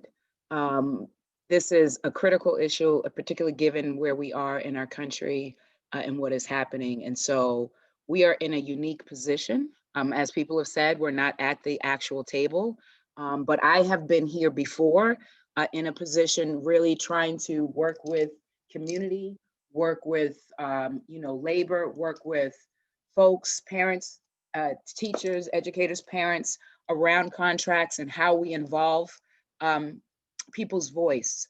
So I think there is an opportunity, even though the negotiations are between labor and management, the council and the community have a role to play. And so I am just grateful that we are stepping up to the plate, that we are executing on the Black and Brown agenda, that we are moving forward on important policy initiatives and legislation. So again, thank you, Madam Chair. Thank you to the makers. Thank you to all who testified. in the public testimony, all who served on the panel, and all who are watching and are engaged in this fight for justice. Thank you, Madam Chair. That's it for me. And to my colleagues, thank you. And to my sister in service, the Chair of Public Safety, thank you. Thank you so much, President Janey. And it just remains for me to thank, again, everyone who just stayed to the end here and testified. That was really important. And I want to acknowledge, in the spirit of it being the day after Labor Day, how many union members we heard from across the spectrum. And I think, as I said at the top, that we need to figure out how in a city that believes strongly in labor rights, to also say, part of labor rights are human rights, and we need a system for handling the use of force in our city, and a system for shifting resources where they're most urgently needed that is more humane. And I think that these contracts are a piece of that. And I think I'll just I'll say again that I think I'll share my screen one more time, just because the one thing I really do want to emphasize, of course, now it's not in slideshow mode. Here we go. The one thing that I do want to emphasize is just that, to Councillor Sabi George's point, there is no contract before the council right now. But to Councillor Campbell's point, the point of this hearing is really to shape the weather of those contract negotiations that are happening. And so certainly I hope and expect that the administration is paying attention, that the union partners are paying attention, and that this council and this committee will continue to kind of formulate a set of public policy expectations. And I laid out some buckets here about accountability and transparency, fiscal responsibility and proportionality, compatibility with the new civilian roles that we may want to bring into being, making sure that contracts don't stop that, and then economic and racial equity in the opportunities that we're making available as a city. I think those are some good buckets for thinking about, but I think that some of the explicit specific demands that we heard from FJA today, some of the suggestions about policy that we heard from Campaign Zero, and ideas from the Municipal Research Bureau, some of the aspects of the way that we do overtime have been something that they have highlighted and been concerned about for a long time. So I think that this is going to be an ongoing conversation, and you can expect more action from this committee on this front.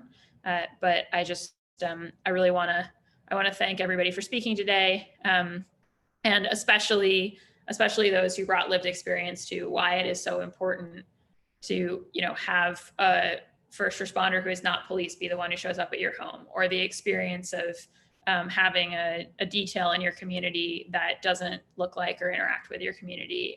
I think those were stories that will stick with me, and the reason that we all try to do this work is to respond to those realities. So I'm very grateful to everybody, and with that, let me just stop sharing my screen and just say that this hearing of the Boston City Council's Ways and Means Committee is adjourned. Councilor Bach, could you have those presentations forwarded to us? I'm not Yes. sure if they already were. Yes, I will make sure they all get to the council. Beautiful. Thanks, Councilor Bach, and thanks, Central staff. Have a great night, everybody. Thanks. Bye, guys. You too.